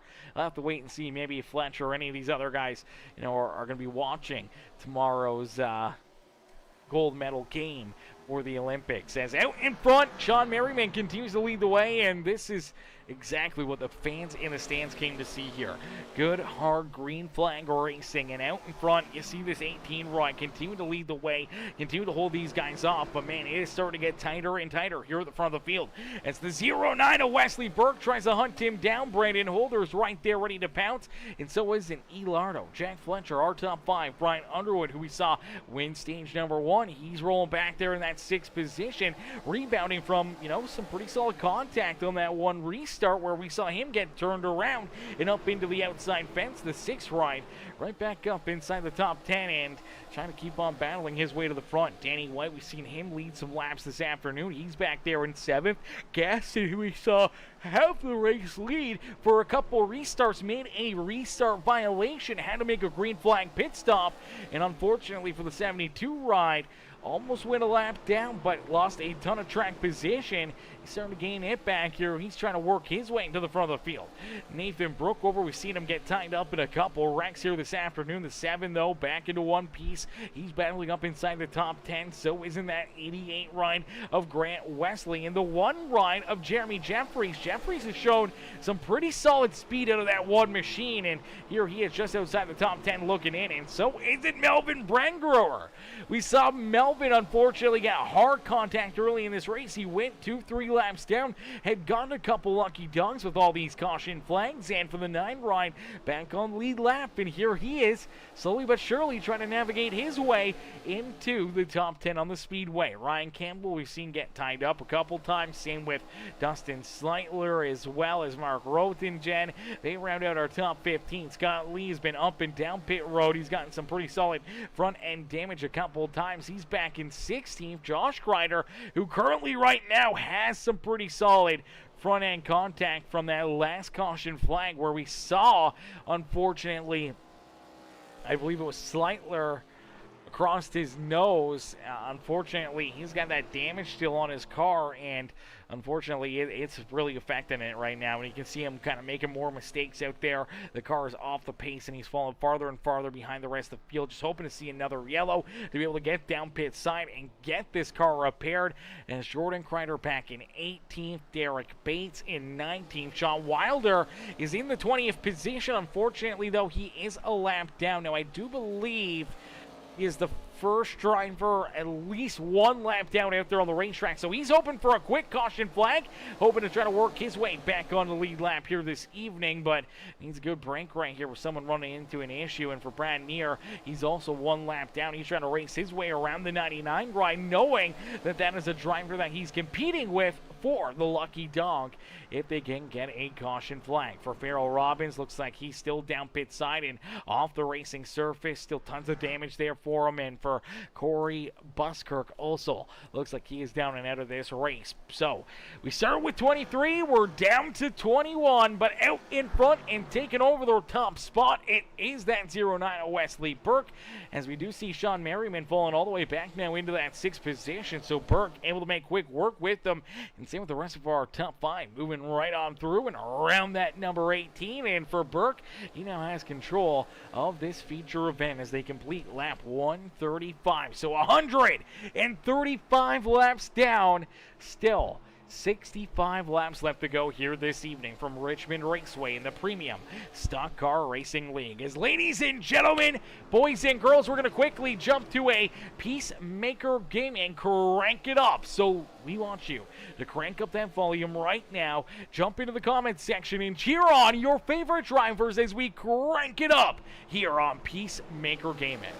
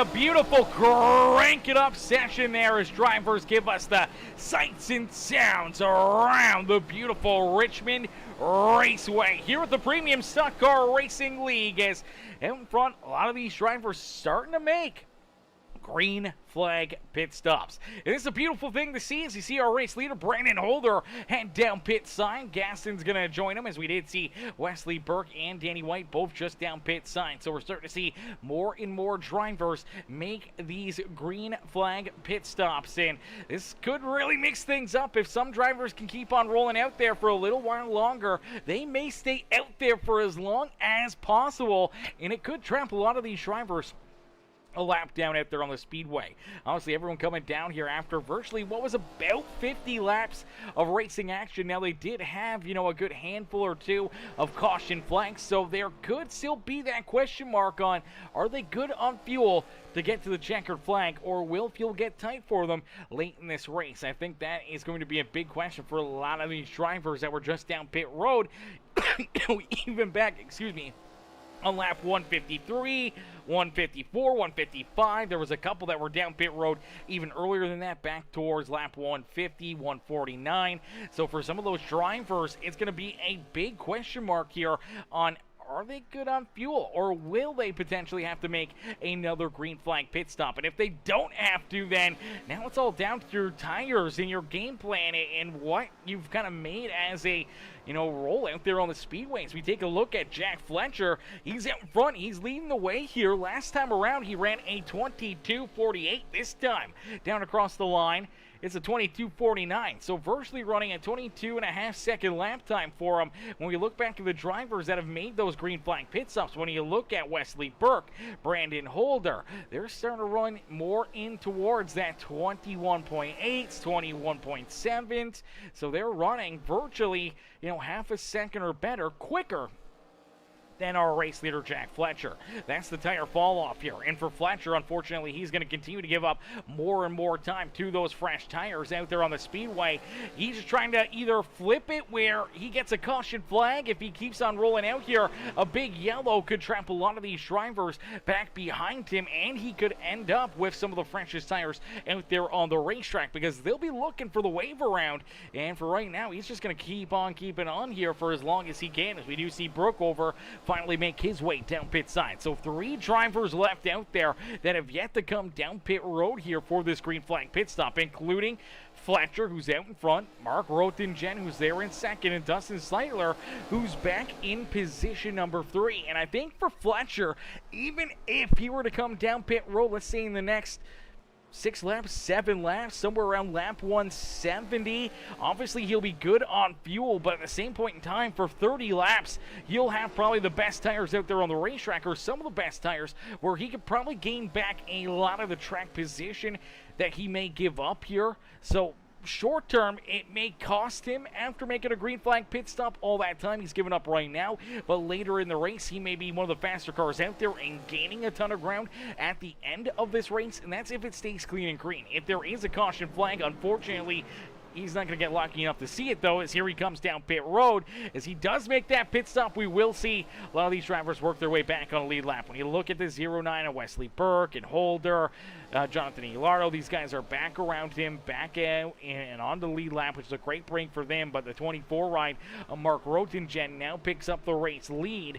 Dustin Sleitler there in second. Now on the speedway, there are 2 drivers still yet to come back down pit road, so they're going to keep on rolling out here. I think they're going to try to go as far as they can and catch that yellow, but here comes that MDI number 15 machine. So Sleitler makes his green flag pit stops. When does Mark Rotingen finally decide to come down pit road? Now, he was last down pit side on lap 113. Came down during one of those caution breaks and obviously had gotten this thing topped up on fuel. So he may be able to go virtually, 10, 13 laps farther than a lot of these other drivers who had made their last pit stop towards lap 100. So he may have that extra 10 laps or so in him to kind of roll towards, lap 175, lap 180 maybe here this afternoon. And you just never know, man. We saw so many yellows early on, and it looks like we were really close to seeing one as Brookover has a ton of damage here on the 7 ride. take it back and see what happens as Brooke over cold tires here. Trying to roll back in on the racetrack, trying to pick up time, and obviously gets on the throttle a little bit too soon. The car just snap hooks down the racetrack, hard contact into that inside fence. That's what we talked about early in this race. Bounces off that inside wall, but it straightens the car out. He keeps rolling, and unfortunately, with that amount of damage, has to just take it right down pit side. No caution flag to help him out, and unfortunately, that's going to put him down pit road here. He's going to get the quick repair.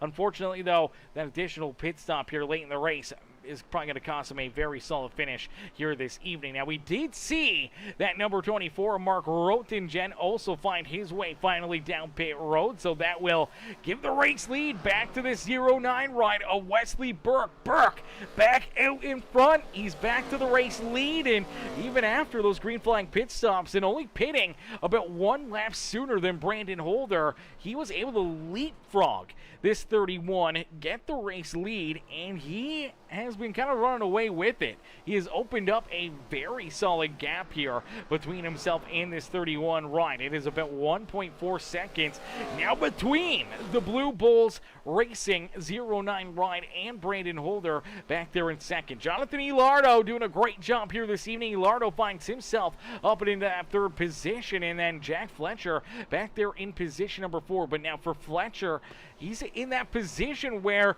he was down pit road 10 laps later than these guys. 10 laps, 11 laps later than the drivers in front of him. So he virtually has the best tires out of anybody right now inside our top 10 on the racetrack, and that could set up nicely for him here. Tires are a huge game changer, but just a little bit can be a big difference maker, and obviously he's going to look to try to use those fresh tires to his advantage.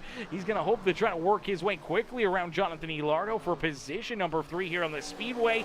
You do see the 5 ride of Josh Crider right there with him. Now for Josh Crider, I believe he is now a lap down. Now he's not in the free pass position that currently belongs to the 24 of Mark Rotingen, but for Rotingen, he has about 15 lap better tires than our race leader, so we should see him slowly but surely catch up to that 09 ride and potentially race his way back on the lead lap, which would put Josh Crider back into that free pass position.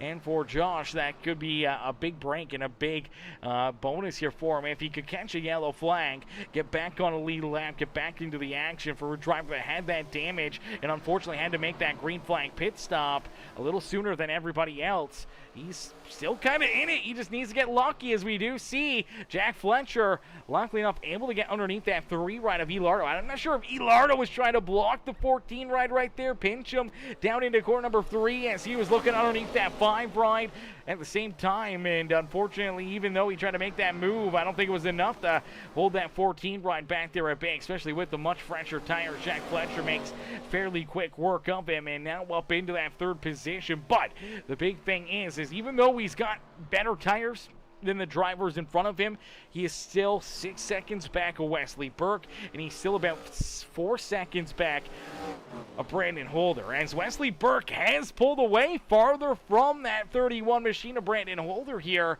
it was about 1.4 seconds. It's now up to about 1.8, 1.9 seconds between the 31 and that 09 machine. So for Wesley Burke, I don't know if he's just pulling away with it or maybe this is playing into the hands of the 31 ride. Maybe he's wanting this 09 to run harder, burn up his tires, use up his equipment here until later in this race, and then strike here later on. I don't know how much time he can give up. He may not be able to get that time back, but he continues to fall farther and farther away from that 09 ride, unless if maybe Holder just pitted and pitted a little too early, or they didn't get enough fuel into the 31. Maybe now he's kind of gone into that fuel savings mode where he's kind of rolling out of it a little sooner and trying to save that extra little bit of fuel out there on the speedway. Nonetheless, he continues to fall farther and farther back. It's now up to about 2.7 seconds between him and Burke, and Burke's got to be loving every minute of it because he's just running away with it as there's only 20 laps left to go here in this feature event. In the 09 ride, he just wants to see this one stay clean and green. He's loving what he's seeing behind him as he's pulling farther and farther away from the 31, and for Brandon Holder, he's getting smaller out of Holder's front windshield. But for Burke, he's getting smaller and smaller in that rear view mirror, and he's getting closer and closer to the checkered flag here this afternoon and being our third race winner in our third race of the season. But the two winners of race number 2 and race number 1 are back there behind him, looking to try to race their way up and into victory lane again on the season. Can we see potentially a late race caution flag and the opportunity arise for Brandon Holder and Jack Fletcher to try to park themselves back up in victory lane early in the season and see if they can try to make something happen here late in this one? But that is if we see a yellow flag. And honestly, these guys have been doing a great job at it, man. What a run. After what we saw, obviously throughout the first half and the first, 15 laps of this race, we saw how many caution flags? 12, 13, 14 caution flags here early on. Now we've been rolling for what has been virtually, a 60, 70 lap green flag run out here, and these guys have just been doing a fantastic job, man, keeping it clean and green. We've seen a few drivers run into issues, but they were able to keep on rolling, get themselves down pit road, get repairs, or get off the racetrack without bringing out a caution flag, and it's just been some good, hard racing. This is exactly what we love to see here with the Premium Stock Car Racing League, and we see it all the time with them. The first half of the race can be a little bit treacherous. The second half always tends to kind of clean itself up, and these guys just go to work out there on the speedway and put on a show for us here to finish off these amazing Saturday nights of racing action. And that's kind of what we're seeing again here tonight. But a late race caution flag, boy, oh boy, oh boy, would that ever spice up Richmond that much more this afternoon. I know Wesley Burke does not want to see the yellow flag. He's got almost 3 seconds between himself and Holder. He wants to see it stay clean and green. He doesn't want to see anyone go around or any issues here for these drivers, as he just wants to park himself up in victory lane here in our third race of the season, and does not want to have to deal with the stress or the competition on his back bumper late in this race if there was a late race yellow. And for the 31 of Brandon Holder, you gotta wonder still, is it fuel? Is that an issue for him here? Obviously, he was fast. He was battling. He had taken the race lead away from Wesley Burke prior to these green flag pit stops. He was out in front leading the way for probably about 5 to 10 laps before they started to make these green flag pit stops. And then all of a sudden, coming out of the pits, he's back behind Wesley Burke. He's only about half a second or so behind the 09 and has just continued to lose time to Wesley. So I'm not sure if Wesley's just turned up the wick or if Brandon Holder has just been trying to play a little strategy here late in this race. Unfortunately, may have taken himself out of a chance to win this thing. But for Jack Fletcher, he knows that he's got good tires, and he's trying to use them to his advantage. He's trying to work his way up there. He's slowly but surely catching up to Brandon Holder for what could be a battle for position number 2. But even then, I don't know if he'd have enough time to catch up to Wesley Burke, as Burke is starting to run into a little bit more lap traffic and did run up into the outside fence right there.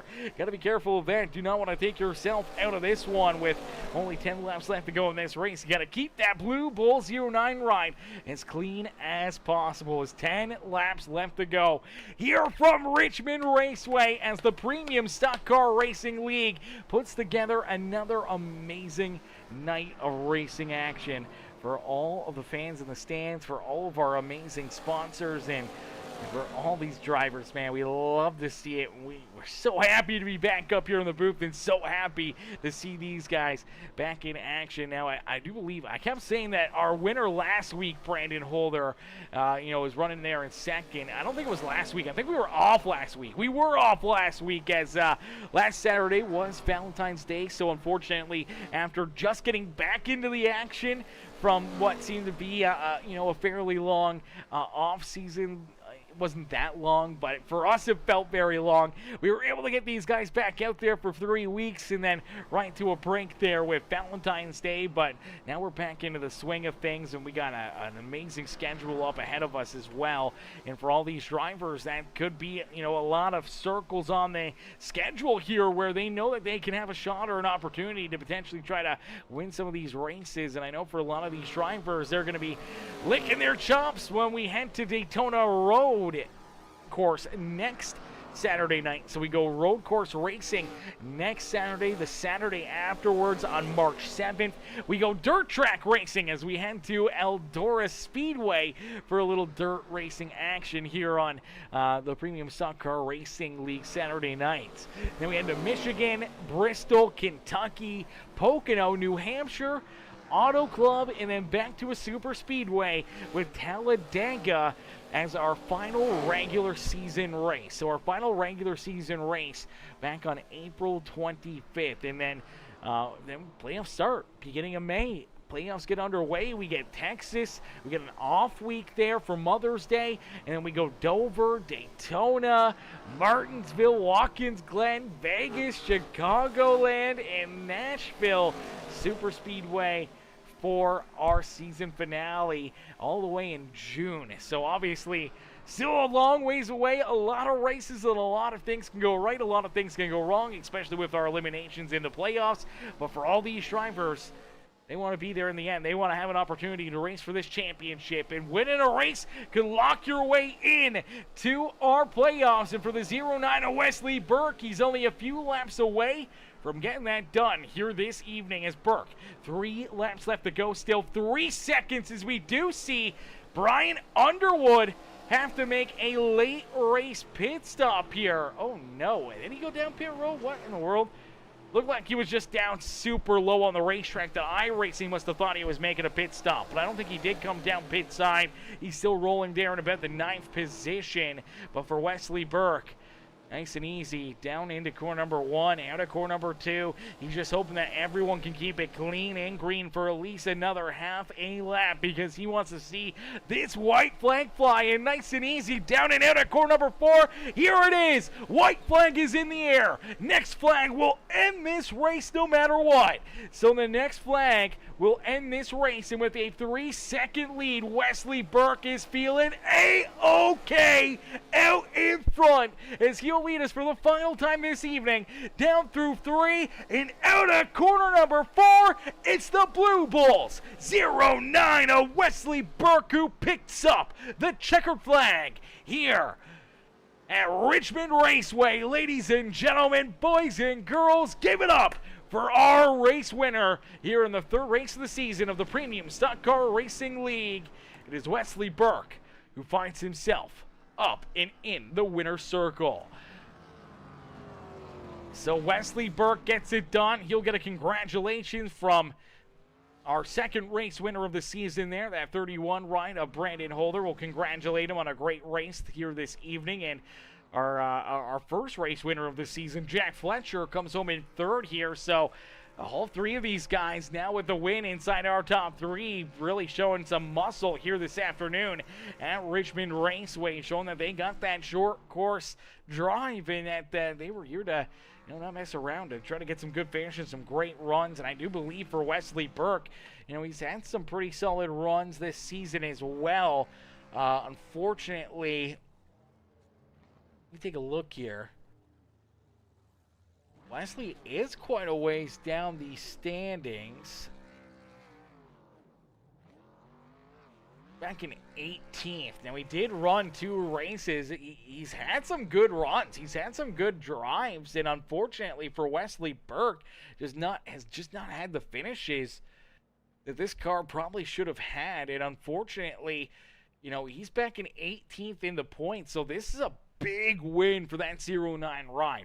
Came in quite a ways behind here, but with a solid drive and a solid win here this evening, that should help propel him, quite a ways up that leaderboard, and maybe even potentially this early in the season up inside our top 10. And then obviously for Jack Fletcher coming home in 3rd and Brandon Holder coming home in 2nd.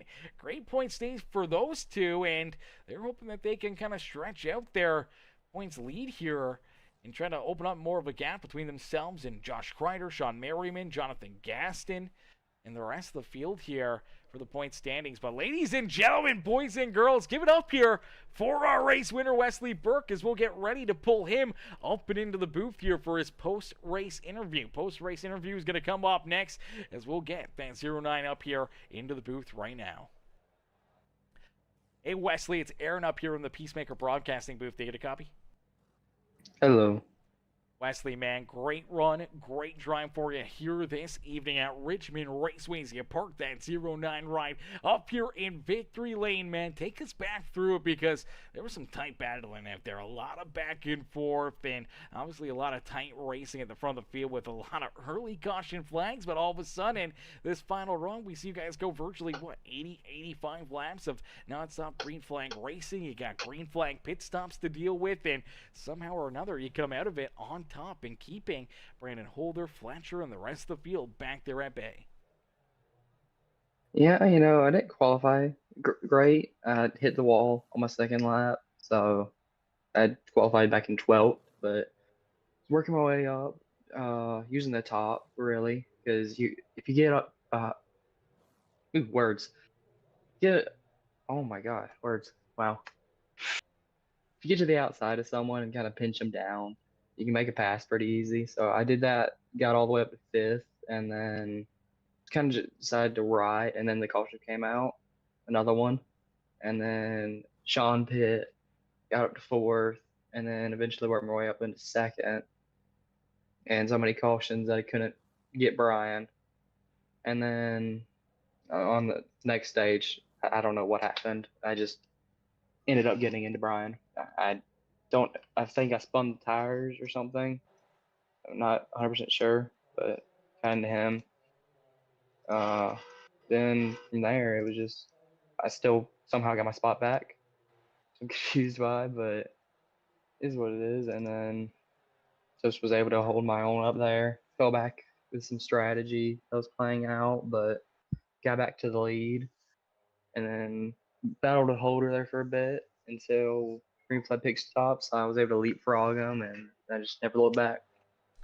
Yeah, absolutely. That green flag pit stop. Obviously, we saw him take the race lead from you. Obviously, with, for probably about 10 laps or so before those green flag stops started to come down. I didn't think you'd get that big of a leapfrog, out there on the racetrack, because he was down pit road the lap after you did come down pit side, and he still came out with the race lead. He had half a second or so over him, and then you just never really saw him chase you back down. I don't know if he didn't get enough fuel into the car and he had to kind of roll out there and save a little bit of gas late in this race, but you just continue to pull farther and farther away from him, and you're at the end able to bring it home with a 3.3 second lead as you're just on cruise control here late in this race with no pressure to your back bumper.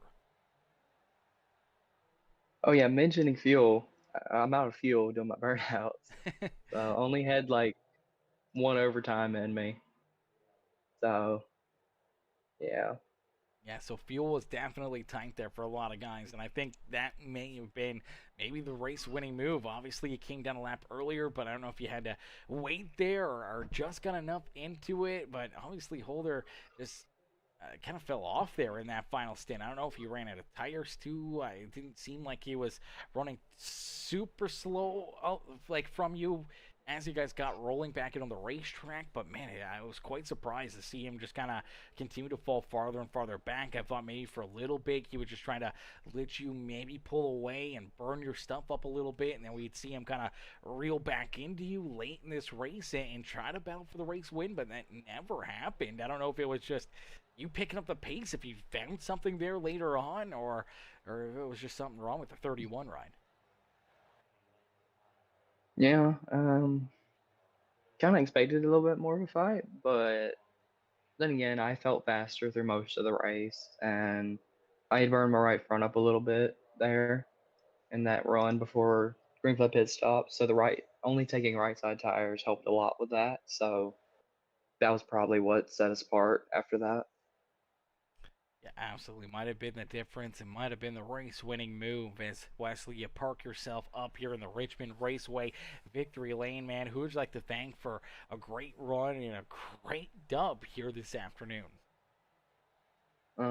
Let's shout Melvin for, yeah. Beauty. Well, Wesley, great run, great drive here this evening, man. Congratulations on the win. Obviously, a great points day for you and a great win for the team. And we can't wait to see what you guys got in store for us again next Saturday night and see if you can work yourself right back up here into the winner's circle.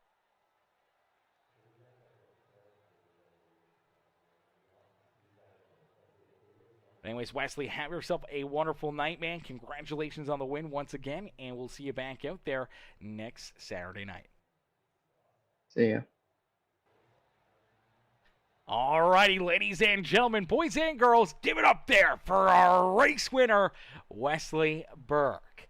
Wesley gets the job done here in this one as we'll get ready now to pull in our second place finisher, the number 31 of Brandon Holder. Let's get Holder right up here into the booth. Hey, Brandon, it's Aaron up here in the Peacemaker Broadcasting booth. Do you get a copy? Yes, sir. Brandon, man, great run, great drive for you here this afternoon. Obviously, having to kind of avoid a lot of the carnage and damage out there for most of the first half of this race. Luckily enough, you did get tied up in one of those yellows, but you didn't really get too much damage. You didn't have to worry too much about having to come down pit road multiple times to get repairs or anything else, and you were able to battle back from that and race your way all the way back up here into a very solid second place run. But it was a lot of back and forth throughout the top 5, top 10 for you here this evening. Obviously, we saw you take the race lead prior to the green flag pit stops, and then after that, I don't know if you were tight on fuel or what was going on, but, Wesley just continued to pull farther and farther away from you. I thought you were definitely going to give him a run for his money late in this race. I don't know if it was just hoping for a caution flag again or if it was fuel. What was kind of going on there late in this race? He outdrove me. Pretty much is what happened. Yeah, definitely hooked up, No, definitely fast. I had some good luck missing the wrecks. I was having a problem with my throttle. I pulled over and pitted a couple times trying to fix that. I never could get full throttle all the way to the top. So I had to deal with that. So maybe that kept me out of the wrecks. So maybe that was my luck. Yeah, absolutely. Definitely could have been a part of the luck here this evening to keep yourself at a majority of that carnage here this evening. But, man, it was a great run and a great race. And to see, obviously, Wesley pick up the win here. And then, right behind him, we get our Week 2 winner and our Week 1 winner right there on the podium, as well as you and Fletcher, came into this race 1 and 2 in the points. You're able to get a little bit of an upper hand on him here in the final standings as you come home just in front of Fletcher. But obviously you two are looking pretty stout here early in the season when it comes to the points. Yeah, if he'd have had a few more laps, he'd have got me. I was falling hard, which I think Wesley took 2 as well. But I took 2 the last 3 pit stops, so I don't know if the less were catching up or what. But yeah, it looks like it's going to be a good battle going down the stretch. I think Wesley had some connection issues last week, or I figure he would have been up there as well. But it's been a good season so far. Yeah, absolutely. 3 races in, obviously a win for you. Daytona, just a wild card race, but already a win and a second place finish here tonight for the 31 machine, and you're hoping to make another challenge and another charge and try to work yourself into that championship for a few months from now. But here in this one, man, solid run, solid performance for you. Who'd you like to thank for another great drive out there on the Speedway, Brandon? I just want to thank the guys on the team. We ran quite a few practice laps this week. I appreciate that. And want to thank the guys that put on the league. I know we had quite a few cautions tonight, but it's short track racing. It happens sometimes. So thank you for the broadcast, and thank everybody for watching. Yeah, absolutely, brother. It's always my pleasure, and it's always a lot of fun to watch you guys beat and bang and battle out there on the racetrack. And exactly as you said, you know what? It could have been a whole lot worse. I was quite surprised and quite happy to see that 80-lap run here at the end of this one. But I've seen Richmond races go a lot worse than what we had here tonight, and that's just kind of the short track racing. This is a tricky one, man. A lot of these cars. And most of the caution flags we saw tonight was just getting back onto the throttle on corner exit. And some guys, that extra 2 or 3%, extra getting back onto the throttle, you just lose that rear end. You try to correct it, and a lot of guys end up overcorrecting it. The car snap hooks around, and boom, caution flag. And that's probably half the yellows we saw here this afternoon. Yeah, again, like I said, I was having throttle issues, so maybe it was a blessing in disguise. So I didn't have to deal with any of that. But yeah, I think there were some aggressive moves at the start. But I mean, like I said, you'll have that in these short track races sometimes. But this league is a good league overall, and I think we'll bounce back next week. Yeah, absolutely. Well, next week, I don't know if there's any caution flags because we're going road course racing back at Daytona, so should be a fun one there. How you feel about going to our first road course here of the season? Well, we'll have 100% green flag rate then, so that'll help this week for sure. But no, I do. I've never driven on the road course in this car, but of course I've ran the 24-hour race quite a few years with the guys and really enjoy the track. So I don't know how this car will handle on it, but we'll see soon.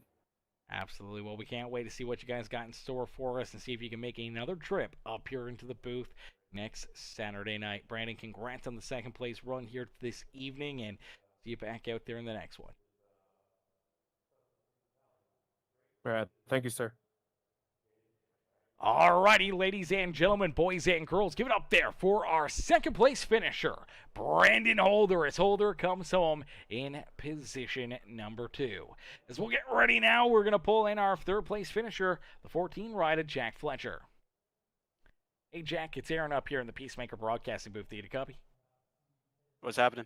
Not much, Jack. Man, great run, great drive for you here this afternoon. Now, I know things got off to a little bit of a rough start for you. We saw you get tied up in a couple early issues, but you're able to bounce back here nicely, slicing and dicing your way through the field, and then obviously playing a little bit of strategy here late in this one, making that later pit stop. It allows you to end up, leapfrogging, getting back in front of that F3 machine of Jonathan Ilardo. You're trying to chase down Brandon Holder and Wesley Burke, or hoping for a quick caution flag after your pit stop where you could have had, the better tires and been right back on their rear bumper. Unfortunately, that never came. You had to try to chase these guys down. You're reeling in Holder, but unfortunately just not enough time to catch up to the 31 or the 09 here late in this one. But man, great run, great performance for you, and great rebound from where the night started.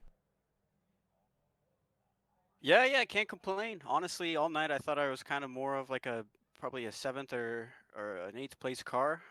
So I was really just shooting for a top 5 today, and obviously going backwards down the back straight at the start wasn't the plan. But at that point, you just kind of try to get off sequence with the front guys, because you might as well. You're at the back. There was no point in racing for stage points at that point.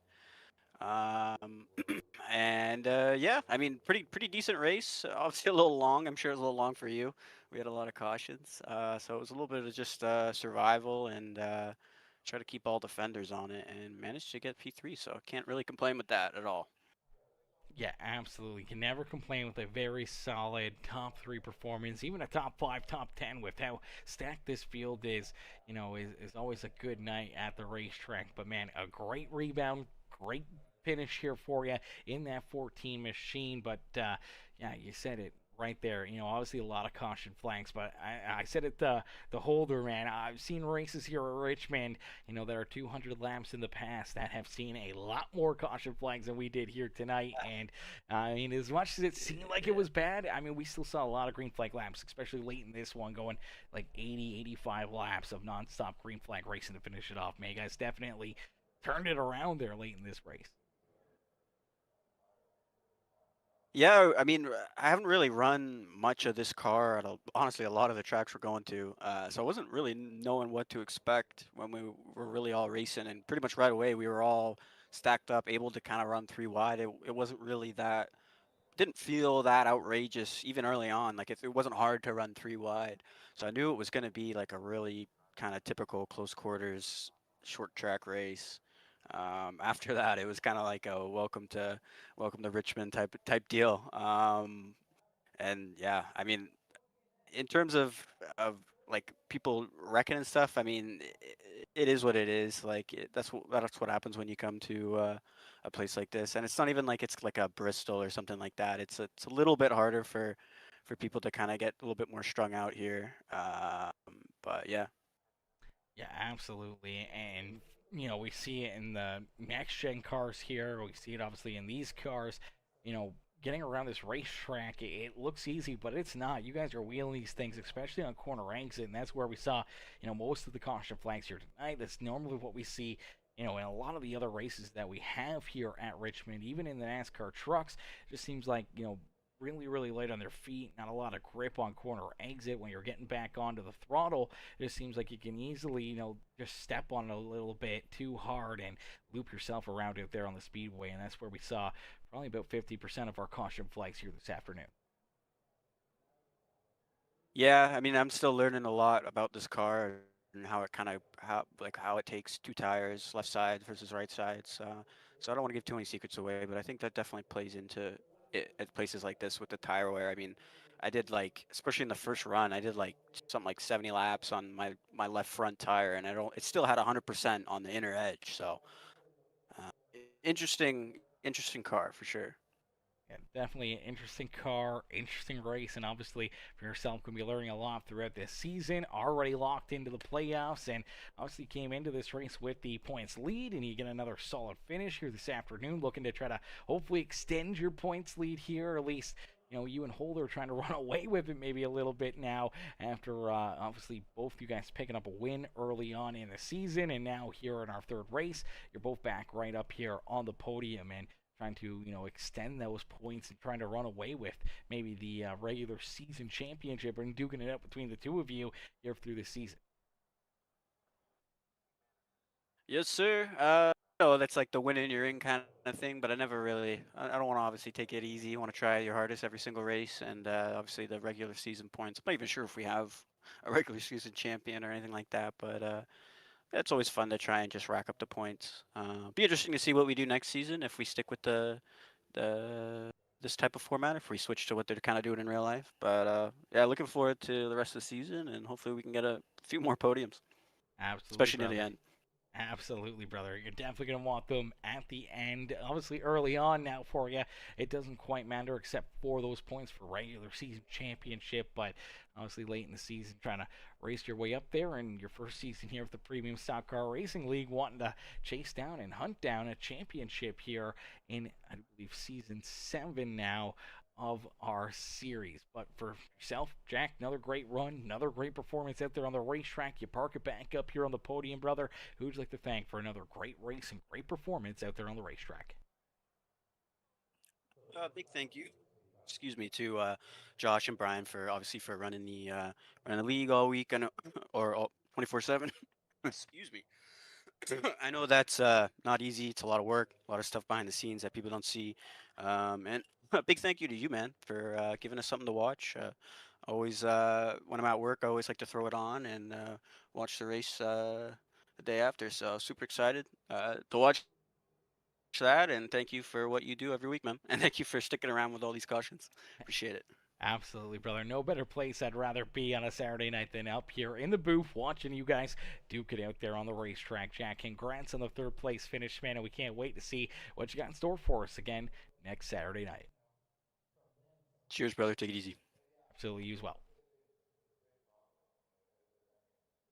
Alrighty, ladies and gentlemen, boys and girls, give it up there for our third place finisher, Jack Fletcher. As Fletcher comes home in that third position, man, solid run, solid drive for each and every one of these competitors here this afternoon. Unfortunately, though, that's going to do it for us here in this one, man. We can't thank you guys enough, though, for tuning in and showing the love here throughout the evening. Everyone that came in with the likes, any comments, any shares, any of the new subscribers as well. We can't thank you guys and welcome you enough here to the Peacemaker family. And if you haven't already, it's not too late to help us out here, man. Make sure you guys hit the like button on the stream, even if you're rewatching the broadcast or you're just catching it the next day or 2 days later when you're sitting at work, man. Make sure you guys hit the thumbs up button for us on the stream. Share it out to your friends, your family, your Discord, your Facebook page. Share it out to, any of your race fans and race friends, because they want to watch this amazing action. They want to get in on the fun here as well, here on Peacemaker Gaming. And make sure, if you haven't already, hit that subscribe button, man. Become part of the Peacemaker family here today. Hit the subscribe button. Turn those bell notifications on. That way you never miss it when we go green flag racing here on Peacemaker Gaming. As we'll be back up here in the booth again next Saturday here with the Premium Stock Car Racing League. But we'll also be back up here in the booth two times tomorrow we'll be up here for a little dirt track racing action, and then we're back in the booth for a full-length Daytona 500 tomorrow night with the Wheel to Wheel Racing League. So we got some dirt track racing, and then we got to back it up with 500 miles at Daytona for what's going to be a lot of fun. As my boy Cav says, hit that sub button. Yes, Sirski, you know it, brother. Hit that sub button. Become part of the Peacemaker family here today. Cav and all the other viewers and all the other fans in the stands, we appreciate y'all for watching. We appreciate you guys for tuning in and enjoying the amazing racing here tonight. That's going to do it for us, though, up here in the booth this afternoon, man. Thank y'all for watching, and we'll see you guys back in here tomorrow for some more amazing racing on Peacemaker Gaming. Peace and love, baby. Peace and love, ladies and gentlemen.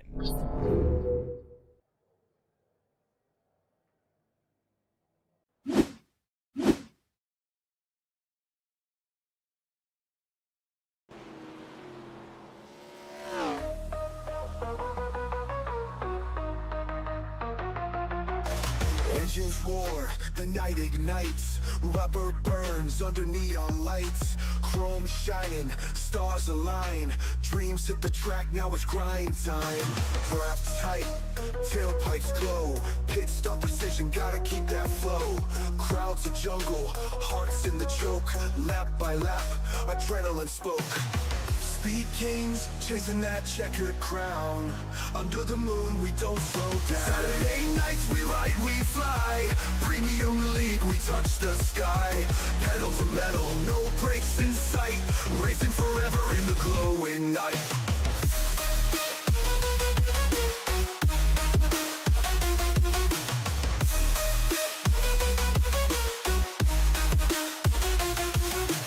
V8 screaming, thunder on wheels, heat from the asphalt raw and real.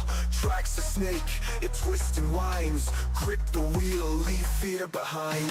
Spotlights dance, tires squeal, victory's close, you can almost feel. Pulse is wild, the finish looms, the checkered flag, it seals the room.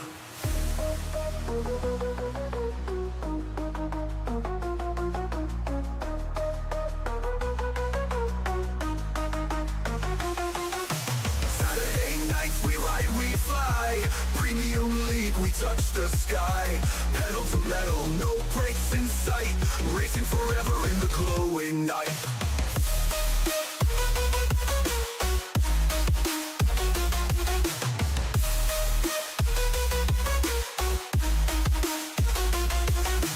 V8 screaming, thunder on wheels, heat from the asphalt raw and real. Tracks a snake, it twists and winds, grip the wheel, leave fear behind. Spotlights dance, tires squeal, victory's close, you can almost feel. Pulse is wild, the finish looms, the checkered flag, it seals the room.